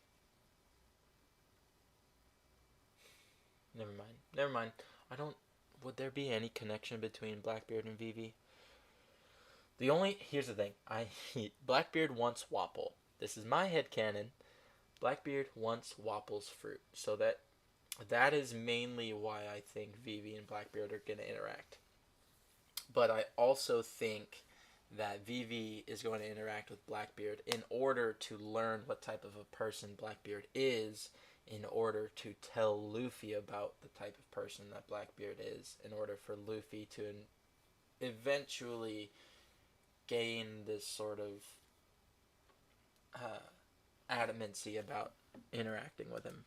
People of Lelucia got along with Sabo, he's going to be mad about that too. I think there's a pretty healthy debate going on right now about whether Laugh Tale will happen before the final war, or whether getting the One Piece will be the last thing we see in the story. Because even though the first idea might make more sense, Oda has alluded to the second idea. And I gave a good argument for the former in my last video, so let me give a good argument for the latter in this one, because genuinely I do think both are possible. The main logic behind going to Laugh Tale first is that it would give us the information necessary to take on the government, the truth of the world, the Void Century, the ancient weapons, and so forth. But Vivi may be able to supply that same motivation just by talking to them about what's already happened, especially if she gets captured by Emu afterward. Vivi arriving in Elbaf to create a plan with the crew could be a perfect parallel to whatever Lily did 800 years ago. Emu talked about a blunder from Lily that may be part of a bigger plan, and we could see something similar where Vivi creates a bigger plan and then fools Emu in the process by getting captured on purpose. I mean, regardless of where Vivi goes, she will have a target on her back, so her turning herself in could also be viewed as a big hero moment for her, because she doesn't want everyone else to get hurt in the process, so she gives herself up. If there's one thing we know about Vivi, it's that she always wants to stop the fighting, and she always wants peace. And in Alabasta, we even learned that she doesn't even want a single person to die, even in a huge civil war. So having her do something like this in Elbaf, where they seem to be fighting all the time, would be pretty fitting thematically. And I think this could all get a lot more interesting if we also find the man marked by flames at some point as well. Imagine Luffy has all 4 road poneglyph rubbings, but then Vivi gets captured, kind of forcing his hand to help his friend before accomplishing his dream, which I think he would definitely do. So if Vivi is able to convince them to buy into a plan to start a true final war, and then they go to Laugh Tale afterward, that would also let Vivi join them on the trip to Laugh Tale, which I think is pretty fitting because of the connections between Lily and Joy Boy 800 years ago, which we don't know all the details of just yet, but it would be kind of cool. But last but certainly not least, I want to hone in on our boy Usopp. Okay, I just want to let you know I got goosebumps. It's good. It's good takes. Good takes, Dax. Certainly know by now, this is where he's supposedly meant to become a brave warrior of the sea. Yes, I've already mentioned how he could be an inversion of Loki to some degree, and potentially earn some respect from the giants through that connection. But becoming a brave warrior of the sea is a much harder concept to pin down than almost every other dream in the story. I mean, Luffy just needs to find the One Piece to accomplish his, Zoro needs to beat Mihawk, Robin needs to read the whole history, etc. But Usopp's is pretty loosely constructed comparatively. Brave warrior of the sea is basically an epithet. It's something that people would need to know Usopp by exclusively almost. Well, that is true, yes, but it's also the reason why it's so nebulous is because it's actually up to him to define that, right? Because bravery, you can't be brave in the absence of fear, right? bravery is the mastery of your fear and pushing yourself through to whatever it is that you need to be doing. You cannot be brave without having fear. So I think that the overall arc for Usopp here is going to be him realizing that even though he's afraid, he can still do things. And then that is going to be him recognizing, like, being a brave warrior means I can have fear, but I can still do this kind of thing.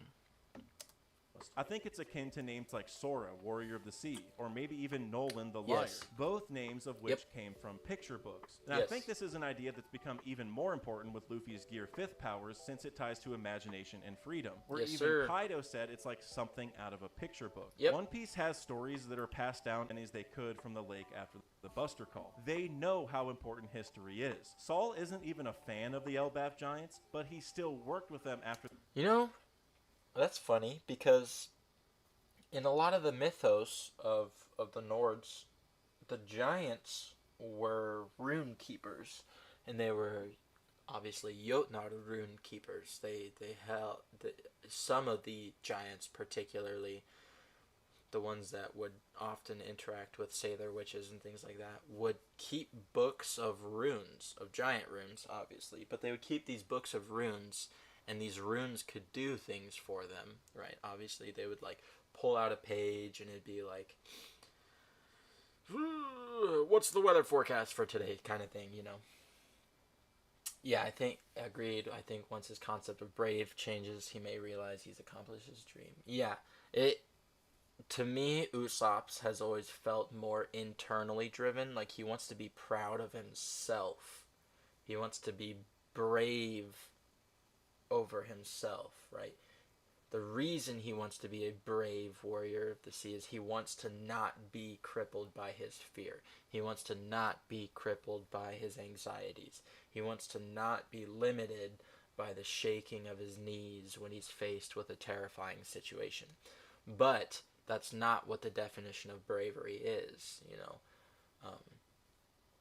And I think that's probably going to be hammered home, especially in the land of the warriors, where you have to stake your life all the time on everything that you say and do, right? Because it's a matter of pride to be challenged upon.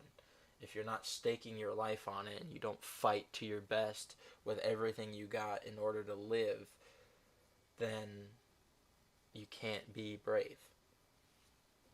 For the Ohara incident, which could be a hint that perhaps they're on the same page, at least in this one important way. So when it comes to Usopp, he will need to do something to earn that kind of notoriety to be remembered the way he wants, as a brave warrior of the sea. My friend Hidden Island has an amazing video that dives into this idea much deeper, and it's literally one of my favorite One Piece videos on YouTube. It's pretty much exactly what I think is going to happen with Usopp. So it is also one of, like, my favorite Usopp videos on YouTube. I loved that video. I believe it was from Hidden Island, I think, and I love his stuff. It goes so hard, but fantastic. I would also recommend fully watching that video. Go check it out after this. Or if you want to keep hearing about Ragnarok, go check out this video from my friend Kev DOG. But also remember to join the ProNap movement and enjoy 10% off your first order on the Mantis Sleep website using my discount code below. But that's it for this video, so please make sure to hit like and subscribe if you enjoyed it. And YouTube also told me that you may like one of these two videos on the screen right here. Later. I do like those videos, and I've already watched those videos. Alright. That was Why Elbaf Will Start One Piece's Final War by DaksSake. Again, obviously, everybody go subscribe to them. Just click that notification bell. Share the video. Click like. But yeah, we wanna obviously support our favorite creatives. Dak, that was an amazing video. Everything that you hit on was, I think, pretty great. Some very good parallels that you drew. You did a great job even finding just like traditional Nordic like artwork depicting some of the stories from those mythos, and that was pretty good.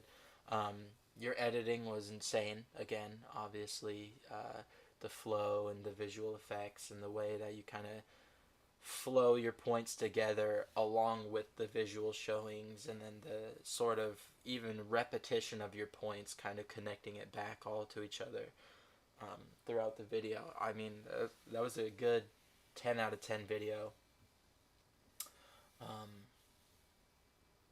Yeah, and it encapsulated so many different thoughts and ideas that I honestly just think that, yeah, I think you have a pretty good grasp of what might be happening towards when we get into Elbaf. I mean, I didn't see, I really don't feel like there was anything I massively disagreed with, other than a couple of nitpicky things about, like, you know, this parallel here or that there. But that was a fantastic video. The inclusion of the Norse myths was great. The touching on of how those could be applied and cycled into, be connected to, and by One Piece was pretty crazy. I thoroughly enjoyed that, and I think I'm probably going to be stewing on the ideas from that video for quite a while. Alright, well, let's just go ahead and kind of jump into the next video then. This is the math piece one. I don't actually know how long we've been going. Let's check how long we've been streaming for. We've been streaming for 3 hours. Holy shit. 3 hours is a long fucking time, and I only got through a 49-minute video. That's crazy. Crazy. Yeah. Alright, math piece. Birthdays and Like, anniversaries. share, the answers subscribe. to the reverie came to us 5 years. Oh, and God. that What's up, y'all? You know what time it is. It's about to be that did time. you know that Oda has an intense obsession with numbers, birthdays, and anniversaries? I did know that, but I That feel like you're the about to answers convince me to way the more. reverie came to us 5 years after the start of the reverie. That Huh? the names of the 5 Gorosei were given to us exactly 21 years from their introduction in Wait, chapter 233. does bro just got receipts for How about all of that? it? The East Blue, Dressrosa, and Wano Act 3 were all exactly 100 chapters long. Oh shit. Or how about this? Nico Robin's I Want to Live moment in chapter 398, released on Nico Robin's birthday, February 6th, 2006. What do you mean? Hey everybody, What? I'm RandyTroy, and welcome to Math Piece. God damn. Math piece? Math? Who'd have told me that 1 + 2 is gonna be important for algebra. Enjoying my... Today we're going to expose Enjoy the my secret One symmetry hidden between the lines of not only the manga, but the extended media as well, like No Fever way. Cards and the SBS Corner. Some of these connections have radically dictated the course of the story. Some for better, some arguably for worse. I One of the agree. most notable I mentioned earlier is that the entirety of East Blue, the prologue of the story, is compacted tightly into 100 chapters. But originally in Oda's notes, he wanted Lobetown to be a little bit longer, and that's why in the anime we have We have filler, like Daddy Masterson. Hey, I was complaining about him the other day. filler characters like Daddy Masterson, who was actually intended to be a canon character. Wait, he was Oda intended to speed be ran canon? through Lobetown to hit that perfect number. That's Is it crazy. genius, or is it compulsion? That's for you to decide. But as you'll come to see in this video, there is a clear pattern to Oda's madness. Using that, Is there? we may be able to predict elements of the final saga. Strap in for Probably. Math Piece, guys. But first, like, comment, subscribe. Yes. 2 Please + 2 is 4. make sure you guys are subscribed to Randy. Drop a like on the video. Obviously, share it with the people that haven't seen it yet. As always, we want to support all the creators that make the content that we like. Nakama are stronger together. 4 - 1, that's 3 quick maths. Some of these instances fall on Quick the maths. exact corresponding date, while others are within the chapter release window. I agree. Dates vary year by year, naturally because of calendars and break weeks. Yeah. But, as you'll come to see, the intentionality is there. Is it? There's no such thing as coincidences. That's not true. But not all of these. Okay, Well, well, Jump wonderful. issue numbers are also Self-corrected. because where dates can shift, the issue numbers will usually stay the same and generally correspond to the week in the year that the issue was released. No way. First, Act 3 runs 100 chapters from 958 all the way to the end of 1057. Now, in 1058, What? that is when we are introduced to the Cross Guild, and we see Crocodile make his triumphant return into the story. True. Now, this Crocky falls boy. within the window of Crocodile's birthday, which is September 5th. What? This chapter was the last chapter of August in 2022, and there was a break week which spun past Crocodile's birthday. Following chapter, 1059, released on the 14th anniversary of the very first chapter of Amazon Lily. And what was 1059? Well, that was the chapter where Blackbeard showed up to Amazon Lily. September 13th, 2008 Wait a versus minute. September 11th, 2022. And all of this is within Boa Hancock's birthday window, which is in September. Speaking of September birthdays... Lovely. Hey, I'm gonna need you to do a favor for me, Randy, if you're listening. If you have the capability, when you're doing these number things, I know speaking the month makes a lot of sense, but also having the number up there helps for people who are have a little bit of time blindness and kind of struggle with the order of the months. I'm not gonna lie, I don't know all of the months and I don't know them in order, so it's a product of my ADHD. I don't know why. Every time I try to learn them and memorize them, it just kind of goes out of my head the next week. So if you had the capability in future videos, if you're going to do more of this math piece stuff, because I'm already appreciating it, but instead of just saying the month, like the month name, like September or January or something like that, could you also be like, it's like a 01, 02, it's month 7, or that kind of thing? That would help greatly to those of your audience with time blindness and potential learning difficulties. Chapter 1060 brought Jewelry Bonnie into the main story, whose birthday is at the beginning of September. Chapter 684 is titled... September is what month? The 7th month? 6th in January?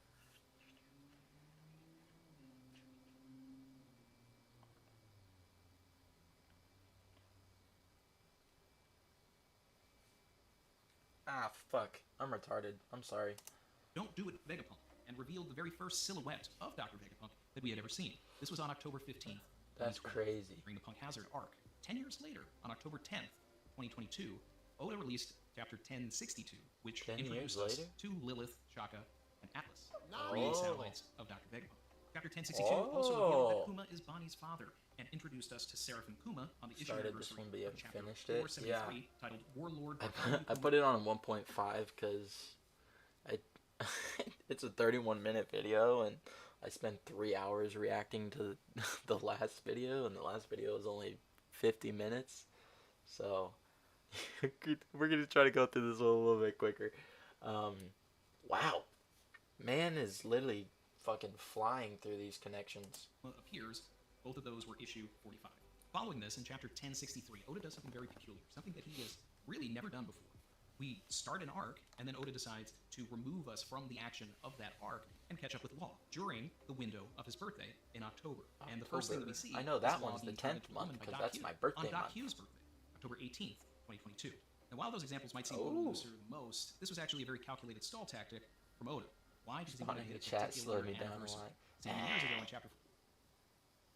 What's the point of having a live stream if I'm not going to talk to chat, you know what I mean? From Detroit. And like half the stuff we were talking about in chat was related to the video anyways. Many years ago in Chapter 433, Kobe revealed a name to all of us. One that has really stuck around. Dr. Vegapunk. This happened on November 6th, 2006. And on November 6th, 2022, Oda revealed a chapter called The Six No Vegapunks. way. Chapter 1065 introduced us to all of the satellites, 16 years to the day after his name was dropped. Wow. And the following week, we were introduced to the main Stella, Chapter 1066. He's this precise with it? Because anagrammatically, in Chapter 160, we were introduced to Lasso, That's a great Mr. one. Four's baseball bomb shooting gun dog. This Whoa. was confirmed to be the very first invention that we had ever seen from Dr. Vegapunk, and that was released on November 14th, Interesting. 2000. I can't And remember Chapter if it's the first 1066 one. I'll take your word was for November it. 13th, 2022. Don't think I 22 mind, years actually. and I a enjoyed day it. Yeah, I mean, apart from each other. Both chapters were issue 50 of their respective years. Chapter 1067. If there's no point in talking about it and like responding and like engaging, then there's no reason really to have like made a video for it. It's kind of one of those things. It's like, I don't know. It makes it more fun to be able to watch these videos with people, because then you obviously get to trade back and forth thoughts and talk about your ideas and whatnot in relation. I don't do a whole lot of the number theory stuff, so this is more kind of outside of my purview, which is why I'm not like throwing a ton of thoughts in there at this point in time as of just right now, because to be completely honest, I have not really kept track of numbers at all in terms of One Piece. I don't really know their birthdays. I don't really know like any of that. So this is more of kind of an actual learning video for me in terms of seeing how someone else experiences One Piece. Stussy arrived at Egghead wearing masks on the exact anniversary of CP9 removing their masks in Chapter 345, issue 51 crazy. of 2022 and issue 51 of 2004. We were also introduced to the ancient robot in this particular chapter, and in 345 you have CP9 asking about Pluton. Is there a correlation? Holy if we find out that shit. the robot is related to Pluton, that'll be another instance of math piece at work. Chapter 1069 saw Luigi transform into his awakened form during Shonen Jump issue 2. Exactly 18 years earlier, in issue 2 of 2005, Luigi used his Devil Fruit for the very first time. What Chapter the 344, hell, he was so bro? outclassed he couldn't even touch Luigi. In 1069, Oda flipped this by having Luigi not be able to land a hit on Luffy. Chapters 1069 and 1070 contain Luffy and Luigi's first post-time skip fights on the anniversary of their first fight pre-time skip in chapters 348 and 349. No Just as we caught way. up with Law during his October birthday window, we caught up with Kid during his January birthday window. Yeah, and what he told the us that he was going to Elbaf in 1071. Wait Chapter a ends minute. with Garp saying that he's going to go to Hachinosu to rescue Kobe I did on not- the anniversary of the Ace versus Blackbeard fight. Considering how these two fights would come to mirror each other, this had to have been on purpose. This is Garp saying that he's not going to allow what happened 16 years ago to happen again. What this says to me is that Oda is setting Garp up to be the post-time skip Ace. Two members of Luffy's family, both Well, of I them hope captured by not, but Nefertari D. Vivi, after being completely absent from the main story for almost 5 years, finally Vivi. made her return in chapter 1074. I can't believe revealed that she was 5 with Wapol years. and Morgans. This was the first chapter of February 2023, and Vivi's birthday is February 2nd. Shanks, whose birthday What? is March 9th, appeared in the very last chapter of February 2023, right before a break week would push the next chapter past his birthday. This was the chapter where we see Shanks on Elbaf Dude, with Dorian Brody. what? In issue 17, chapter 1079, March 27th, 2023, Dorian Brody used Hot Cocoa Sovereignty against the Kid Pirates as like a teabag finisher. In chapter 129, Dorian Brody used Hot Cocoa Sovereignty for the first Dude, time against what the the Goldfish in Little Garden. fuck? On March 27th, Bro's 2000, pulling out issue the 17, stats. 23 years to the day they used their signature move. You cannot make this stuff up. That's crazy. You can't keep getting away with it. That's how I'm feeling right now. What? Bro, how do you even remember this shit? Like, there's so much that happens in the series that you literally had to go back and like hunt and parse and like Randy, you did so much work. What the hell? Sentomaro, whose birthday is March 14th, returned on March 12th in chapter 1077 after being largely absent for several Bro, chapters. how are you this after his good with fight with Kid. dates? Did Oda wait until 1077 to bring him back for his birthday? Or is it just coincidence? 1081 was the last chapter. It's probably coincidence.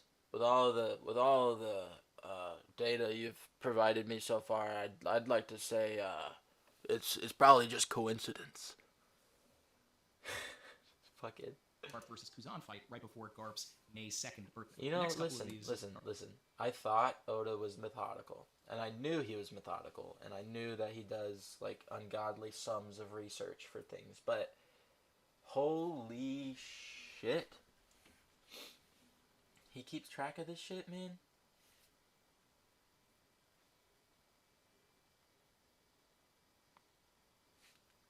Are some of the really crazy ones here. The first chapter of Yeah, the it Reverie is really was chapter crazy. 903. That was released on May 2nd, 2018. 2018. On May 7th, 2023, Sabo finally sits down with Dragon and Dragon Ivankov and Ivankov. to lay out everything that happened to Marajin. Oh, wow. 5 years after the start of the Reverie. Fun fact, Sengoku was also at the beginning of 1082, which was right in time for his May 9th birthday. We were Oh, reintroduced, wow. Odabox and all, to Lindbergh in 1083, right in time for his May birthday, and Charlos appeared in the last chapter of May, right before his June 1st birthday. just Yeah, in it's time a to great get turned into birthday a terrible present, right? Emu Smushed. was introduced Yeah, in script chapter heavy. 906. It's on gotta June be, 4th, bro. There's no way he just, like, on June 4th, remembered this shit and took it and go. reappears, uses their powers, and kills Nefertari D. Cobra. Exactly Yes. 5 years later, to the day. To the day. Oh man, Yeah, I can't believe you figured it out. In the same chapter, we get an for Elbaf. real. I'm like sitting here stressing, like, damn, do I need to go through and like look way more at math and like look at the numbers and shit? Like, I mean, obviously there's a lot of theory and like stuff tied to it Chapter, we because get an Oda you know I've been or Java, big in the one theory day. community / OP community for a long time, but like it's just numbers, man. Fuck. I care too much about the words, bro. You can't get me cooking on the numbers too. It's not fair. For his June 5th birthday. Chapter 907, June 11th, 2018. Chapter 1086, June 11th, 2023. 907 had Yozgard hitting Charlos to save Shirahoshi. 5 years later to the day, we see the consequences of those actions as Garland puts Yozgard to death. In the same chapter, we get all 5 names for the Hey, course. the editing is 21 hilarious, years Randy. and 1 day from the anniversary of the complete introduction of the Gorosei in chapter 233. This chapter was called The Greatest Power in the World, and in 1086, we see Imu give the order to use what we can only determine is the greatest power that we've seen That's yet. true. It is the greatest power we've 907 seen was yet. titled Empty Throne and dealt with Steli getting the breakdown and information about the Empty I Throne. hate the This is Steli juxtaposed shit. in 1086 with Sabo telling Dragon and Ivankov that someone actually does sit in that chair. And of course, there are connections between Steli and Sabo. This is also where we get Ivankov telling us about Imu and their And the name. Nerona family. 5 years from when we're introduced to Imu. 1087 Yes. comes Takahashi Nosu just in time for Helm Neppo's birthday. And fun fact, if we didn't take the month break, Shiryu's stabbing Garp would have landed right in time for Shiryu's birthday. There are For plenty real? of examples and more instances that we could go into here. But I did promise that we were going to break this pattern and use it to kind of predict where the final saga is going to go. Yeah. So what I think Because Oda... like as of right now, all you're doing is drawing connections, and you're selling me on them because the chances that it's a coincidence is not very likely, right? But holy shit. Yeah, I mean, I don't have a whole lot I can say about the numbers thing other than, like, if what he's saying is true, then whoa, that's a lot of connections, and holy shit. I didn't know that Oda was being that methodical about timelines and things like that. So, wow. is going to start doing now. He's going to switch the pattern up a little bit. There's a big milestone coming. We are chapters away at the time of this recording from chapter 1100. Chapter 391 Yes, is sir. the first chapter of Robin's flashback, giving us the first look at Ohara, introduced Okay. Clover in issue 52 of 2005. Based on a Okay. tentative 2023 release schedule, issue 52 of 2023 will contain chapter 1100.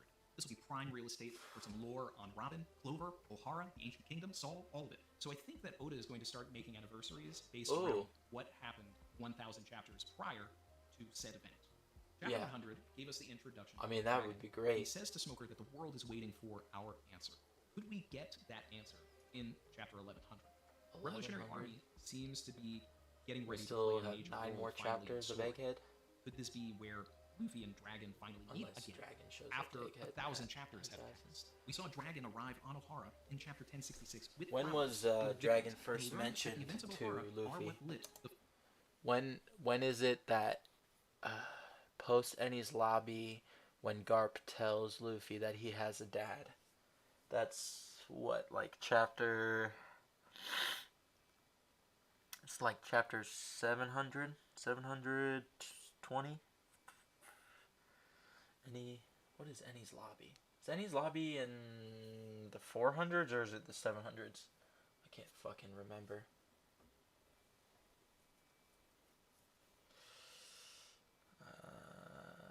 Ennie's lobby arc.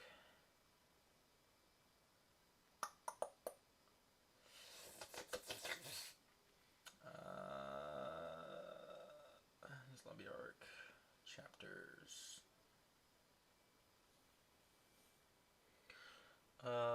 Zavenya, it has 56 chapters, and it is 40.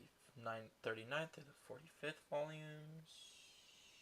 God damn it. Give me how many fucking chapters it is. 300 to 400. Yeah, 375 to 430. So the end of that would be around 430. So not technically Fire of the Revolution. Dragon would be a pretty poor revolutionary if he didn't try to interfere with his second attempt at Vhall-t, especially if Robin is in danger. Yeah, second One of the go juiciest around. ideas in regards to Dragon and Luffy finally meeting is that if we take a look at the first scene with Luffy and Garp, where Garp revealed to us that he was Luffy's grandfather, and Hey, I literally just was running and checking this. Randy, if there's anything that you should find good about this, it's that I literally paused your video and then went and did and followed it to the correct next point before you even made it. So, big brain, your editing is great. It means that it's easy as hell to follow along your train of thought. told Luffy that Dragon was his dad, then if we can mirror that and have Dragon drop some monkey family lore, could this be where we finally learn about Luffy's mother? Yes, Or, I hope. it's been speculated for years that Robin could be the eldest child of Dragon, a half-sibling to God Luffy. damn. Could he reveal that Half-sibling? Robin is Luffy's sister, and that the Freedom Fighters were archaeologists after the truth, That'd and be that the tough. flowers were actually for Nico Olvia in chapter 1066. Ah. And considering that the Revolutionary Army was birthed from the events From the events of O'Hara, you say. That gum's dull. A fancy Holy cube. shit. Never thought Cooling about that. flavor crystals. birthed from the events of O'Hara. It could Yes. add a lot of weight if Dragon did have a relationship with Nico Olvia, and Yes. the reason why he stopped being a pacifist was her death. If Oda wants to I could introduce see Dragon that. into Egghead a little bit earlier, he could actually hit the milestone of Garp giving all of that monkey family lore, which was in chapter 432 in issue 48. Issue 48 of 2023 would Okay. be chapter 1097, which could also be very important because that is 1,000 chapters from the introduction of Smoker, a character that we have not seen in years. For I think real? that Oda is saving him for chapter 1097. Smoker played a large role from chapters 97 to 100, and I think that could be the same case here, just 1097 to 11. We could That's see a good Smoker show point. up to Egghead. I don't think that it is too late for him to I don't think appear, it's too late considering for he him to does appear have either. Also, I just want to throw this out there. Everybody who's saying that Smoker showing up to Egghead wouldn't do anything is silly. What does a smoke screen do? Oh, it obfuscates light? Oh, okay. Well, what's happening at Egghead? Oh, there's a lot of light things going. Oh, maybe there's a light man admiral? A smoke screen could be pretty useful. to Dr. Vegapunk, based on everything that happened in Punk Hazard. This would explain the narrative separation between Smoker and Tashigi during the Hachinosu event. Oda's got I a agree. plans for Smoker. Last I major agree. issue 48 that Smoker was a part of was when he arrived to Yo, someone needs to clarify, just please, if y'all agree or not whether Smoker can be Za or not. You know, Za Smoke. Just, you know. Alabasta and confronted Ace. Given Smoker's introduction was so tied to the Revolutionary Army, could 1097 Yes. involve Smoker interacting with Sabo, the other fire-powered brother of Luffy? Now, in the event that True. 1097 gets pushed from issue 48 to issue 49 of 2023, Smoker was still in the following chapter, but the bigger moment was Ace using his Fire Fist against a legion of ships from Baroque Works. Yes. Could we see that flipped with Sabo using a gigantic Fire Fist on a legion of marine ships outside of Egghead, letting us know that he and the Revolutionary Army have arrived? Smoker's sense That of would justice be and morality crazy. have been questioning why the Marines That would be were trying to wild. kill Dr. Vegapunk in the first Well, you're place. saying Will that Smoker they all finally show answer up, like the call Rebs show up to to leave the Egghead? Marines and side with Luffy, who is protecting Vegapunk. The golden rule of arcing a character out is to do it in 3 beats. And if we take this into account for, say, the image in Chapter 100, where Dragon stops Smoker from attacking Luffy, and compare it to what we got almost 600 chapters later, in Chapter 698, where Kuzan stops Doflamingo from attacking Smoker, we have 2 instances where Smoker is once the attacker. Hey, question. That's the closest Dragon has ever been to his child. and once the person being attacked, but we have yet to see him be the protector, and I think that that's the opportunity that we're missing and what we're going to get here. We've also had 2 instances where Smoker has reluctantly let the Straw Hats escape, once during Alabasta, after the events at Rain Dinners, and then at the end of Punk Hazard. So here, what we really need is a moment where Smoker is actively choosing to let the Straw Hats escape. Yes. And depending on break schedules, this could actually fall on a couple of different anniversaries. Yes. If it's in December, it'll be the anniversary of Smoker denying the credit for what happened in Alabasta, or if it's Interesting. in January/February, it would fall on the anniversary of allowing the Straw Hats to leave Punk Hazard / his fight with Doflamingo and being saved by Kazan. I I love when things get flipped on their head. I love when ages are paralleled. I love when lines go from one person to another. And I would love to see a situation where Smoker echoes Dragon's words when a Marine questions why Smoker is helping the Straw Hats. Yeah. He could turn to them and just say, "Who am I to stop a man from setting sail?" Ultimately, Smoker just needs to see that that would Luffy's be the one who is pretty in the right fucking during wicked, this situation, bro. and that him being a pirate and going after the One Piece isn't a bad thing. True. However we get there, it's fine by me. Nefertari DVV was introduced to the story in chapter 103, released on September 6th, 1999. So, September could be a big month for Vivi. We just saw her. We know she's on her way to Egghead, Morgan's Wobble, right? But I actually think that it's going to be chapter 1103 that is going to be the big Vivi chapter. This could be, finally, when she reunites with the Straw Hats. This would also allow her to take part in the Elbaf arc right in time for us to be 1,000 chapters from Little Garden when we first learned about Elbaf, an arc that Vivi took part in and knows the giants. Tying the arc where we first learned about Elbaf to Elbaf itself. Could we get to Elbaf in chapter 1115, which would be 1,000 chapters from the very first chapter of Little Garden? Or will we get there a couple of chapters later to tie into when Elbaf was actually mentioned by the giants? Barring any unexpected delay, chapter 1103 should be issue 4-5 of 2024, and technically the last official chapter is in 2023. In double issue 4-5 of 2007, Vivi was asked if she had an issue with Robin being part of the crew. She, of course, said that she does not because she trusts Luffy, and then made a powerful exclamation that Luffy is the man who will become the Pirate King. Worthy anniversary for their reunion. This chapter also saw Smoker staking his pride on catching Luffy. Saul couldn't go back to the Marines after learning about what the government had done. If Smoker is present for any of this lore about the Ancient Kingdom and Robin and all of that, could we see him finally stake his pride on going after the government instead? This will also coincide with Robin's introduction to the story 1,000 chapters prior in 114. So 1,114 could prove to be a very big Robin chapter. Could this be when she finally makes it to the new library of Ohara on Elbaf? Could this be her reunion with Saul? That would if we're be still so in Egghead, good, which bro. I'm a bit skeptical about right now, this would be a fun opportunity for her to have an interaction with Saturn and do what Clover never had the chance to do and utter the name of the Ancient Kingdom in front of a bunch of people.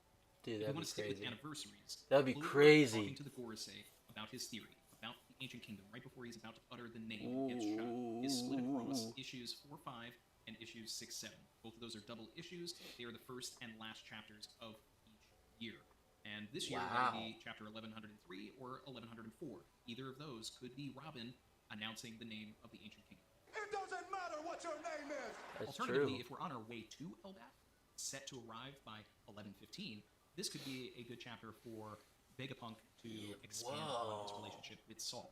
We were told and hinted man's by just Shaka, putting it all we weren't together. directly given information from the source, and that could be a great opportunity for a conversation between Stella and Robin. Crocodile was name dropped in chapter 113. We saw his silhouette while he was talking to Sanji in the garden in chapter 126. 1113 and or 1126 could both be very big Crocodile / Cross-Guild chapters. I Could be feel when they that. make a move. See them in Elbaf? I think we're gonna see everybody. Recently, in Elbaf. and for no reason at all, I asked Mint Mobile's legal team if big wireless companies are allowed to raise prices due to inflation.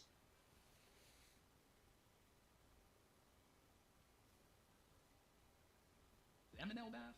Unlikely, but I mean, I think anything's possible. And I it would think create some everybody's fun gonna be in parallels, Elbaf. 1,000 chapters from Robin and Crocodile working together. Not to mention Crocodile's birthday is at the beginning of September, so we could be seeing Crocodile very soon, maybe catching up with what happened between the Cross Guild and the Seraphim. Yes, And sir. an interesting note is that Moria's Yes, birthday Croc is has also his in shadow September, stolen. and Oda deliberately has avoided showing us what happened to Moria. Will we finally see where he is and what he's doing in September of 2023? Given Perona's connection to Mihawk and the amount of warlords that are in the Cross Guild, will Moria show up to Empty Bluffs with Perona just in time to interact with his Seraphim at... Nope, the opposite way. Cross Guild interacts with the Seraphim steal Mihawk and Crocodile's shadows, giving them to S. Croc and S. Dofi. And then,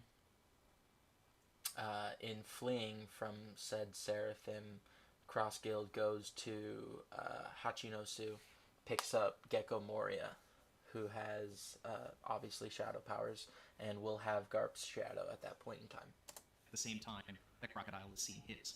Oda has been giving a lot of screen time to the Blackbeard Pirates lately, but one particular member has been very absent, and that is Lafitte. The last time that we saw Lafitte was in chapter 803 in issue 46. If Oda wants to wait for an anniversary, issue 46 would be chapter 1096 of this year.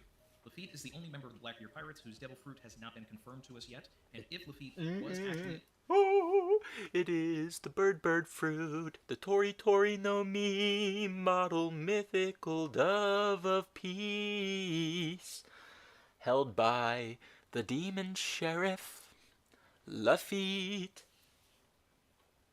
On that ship outside of the shores of Egghead, maybe 1096 is what Nah, we learned this. Lafitte is But Hattori, fueled bro. by He's all of these on patterns and Egghead. connections, I now believe that Blackbeard will be one of, if not the main antagonist of the Elbaf. I agree. Right after Little Garden, at the beginning of Drum, in chapter 133, Dalton name-checked Blackbeard. Yes. That was our first introduction. We wouldn't see Blackbeard's face until we got to Jaya Yep. in chapter 223, but he was still a lingering force Yes. as early as 130. Because he was going after Wapol! Listen! Listen! Listen to me! Listen!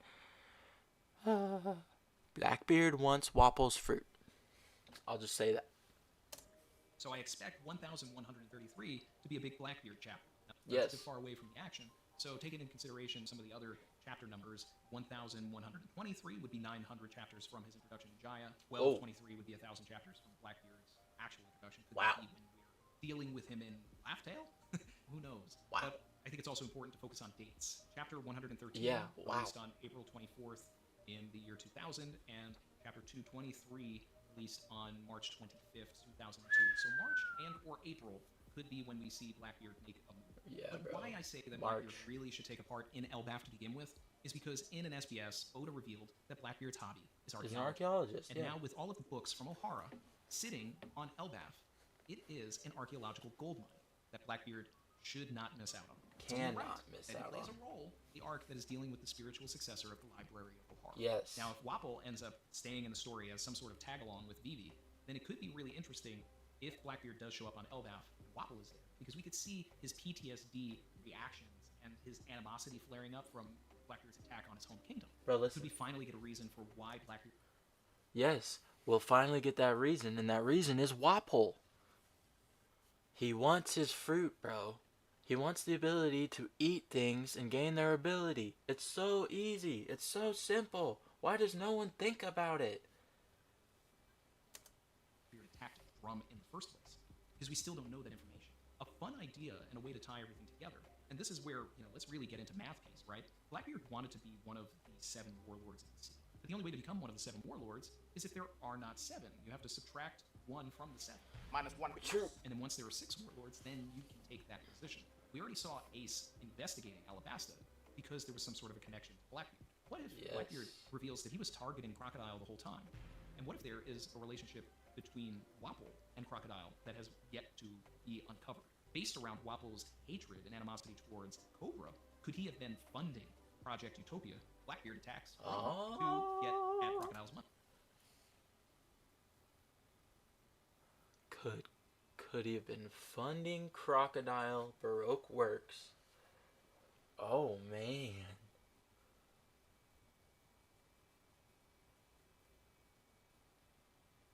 Wapol. No, I don't think he's that smart. That pushes the timeline of Project Utopia, and if the Cross Guild and Crocodile are playing a role at all in Elbaf as well, and we have Crocodile, Wapol, and Blackbeard here, all of this information could come out. And it could simply be that Luffy did Blackbeard a favor. Maybe Blackbeard was always going to go there. Take Crocodile out, take his position. Either way, I'd love to know that Blackbeard was always targeting Crocodile in some way. I think there's something really rich to pull from that. And those are just some of my loose predictions, math piecing the final saga together. Hope you enjoyed this video. Please leave me a comment below with which fact you found the most interesting, maybe which prediction you liked the most. A dark I'm going to do a short desert. series once a month called Birthday Piece, where I'll do some rapid fire predictions on who could appear and maybe what they'll do based on I mean, who's that birthday. was... This is an And epic September and video. October of 2023. I don't know about all the So, dates, if you know any obviously, fun because math I don't piece have facts that like aren't stuff in in this front of video, me, maybe and some that go back to the beginning I of the don't series, really the middle care of the series. to, We get like- enough of them, and they're meaty. I don't really care to doubt whether he's correct or not, because I feel like he probably is. I mean, 90% of that I was sitting here like, whoa, whoa, whoa, whoa. I mean, like, pretty crazy. I did not know that Oda was that meticulous with dates and numbers in terms of, like, I mean, I knew that there was probably some play on, like, the the chapter number, right? And something like how that probably influences that chapter, but I didn't know it was like planned out, like this is his birthday, this is when he did that move, and it was on his birthday, and like all of that stuff is kind of crazy. I was not aware of that. We could do a part 2. But in the meantime, that's it. Yeah, I Like, would comment, love a subscribe. part 2. I mean, that was meaty enough that I just... Yeah, wow. Okay. Well, math piece. Great video. Randy, good editing. Good job putting up those panels, putting up all of the numbers. Again, like I said, the only thing that I think I would ask as like a change is that, like, on top of saying the month name like September or what have you, also add in the number, the month number that it is. And maybe that's like not something you need to do, but I think it would just make it a little bit easier to think about those numbers as like actual numbers and tie them together, because like in my head when I'm like thinking of September, I have to like count the numbers up in my head, and as I said earlier, I honestly don't know the order of the months very well, and so it's a little difficult. But aside from that, that was a really good video. There was a ton of parallelic connections that were made, and I honestly think that I'm with you on quite a bit of stuff going on there. I have bought into the math piece. Wow, that was a very good video. I had not interacted with the numeric aspect of One Piece very much before this, and I might have to do some looking into it on my own now. Holy shit. Being able to like kind of guess when characters might be making their moves is crazy. Wow. Yeah, alright. At this point in time, I think what I'm gonna do is... do I do a spoiler stream? Or how long have I been going? I've probably been going for a long fucking time.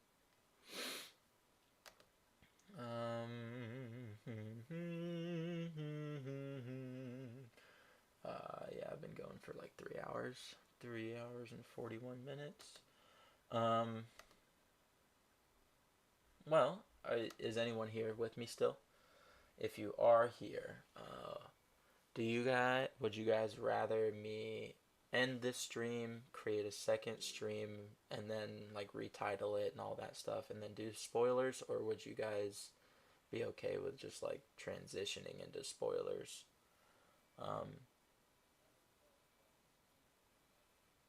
Yeah, but that is most of the things that I wanted to tackle for today. That Elbaf video was amazing, and then the math piece, man.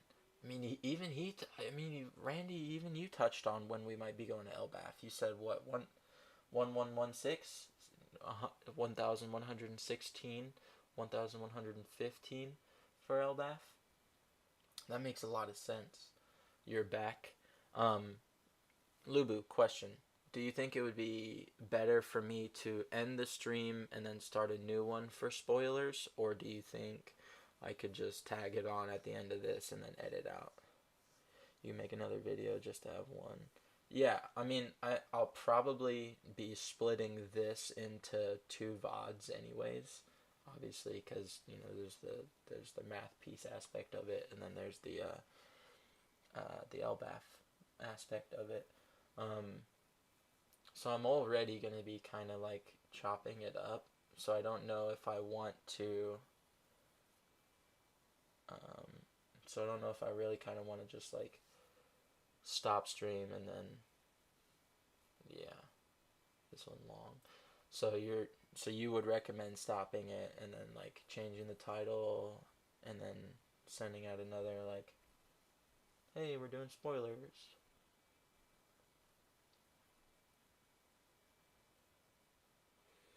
Yeah, I think I like that idea. So here's what we're gonna do. Bink, bink.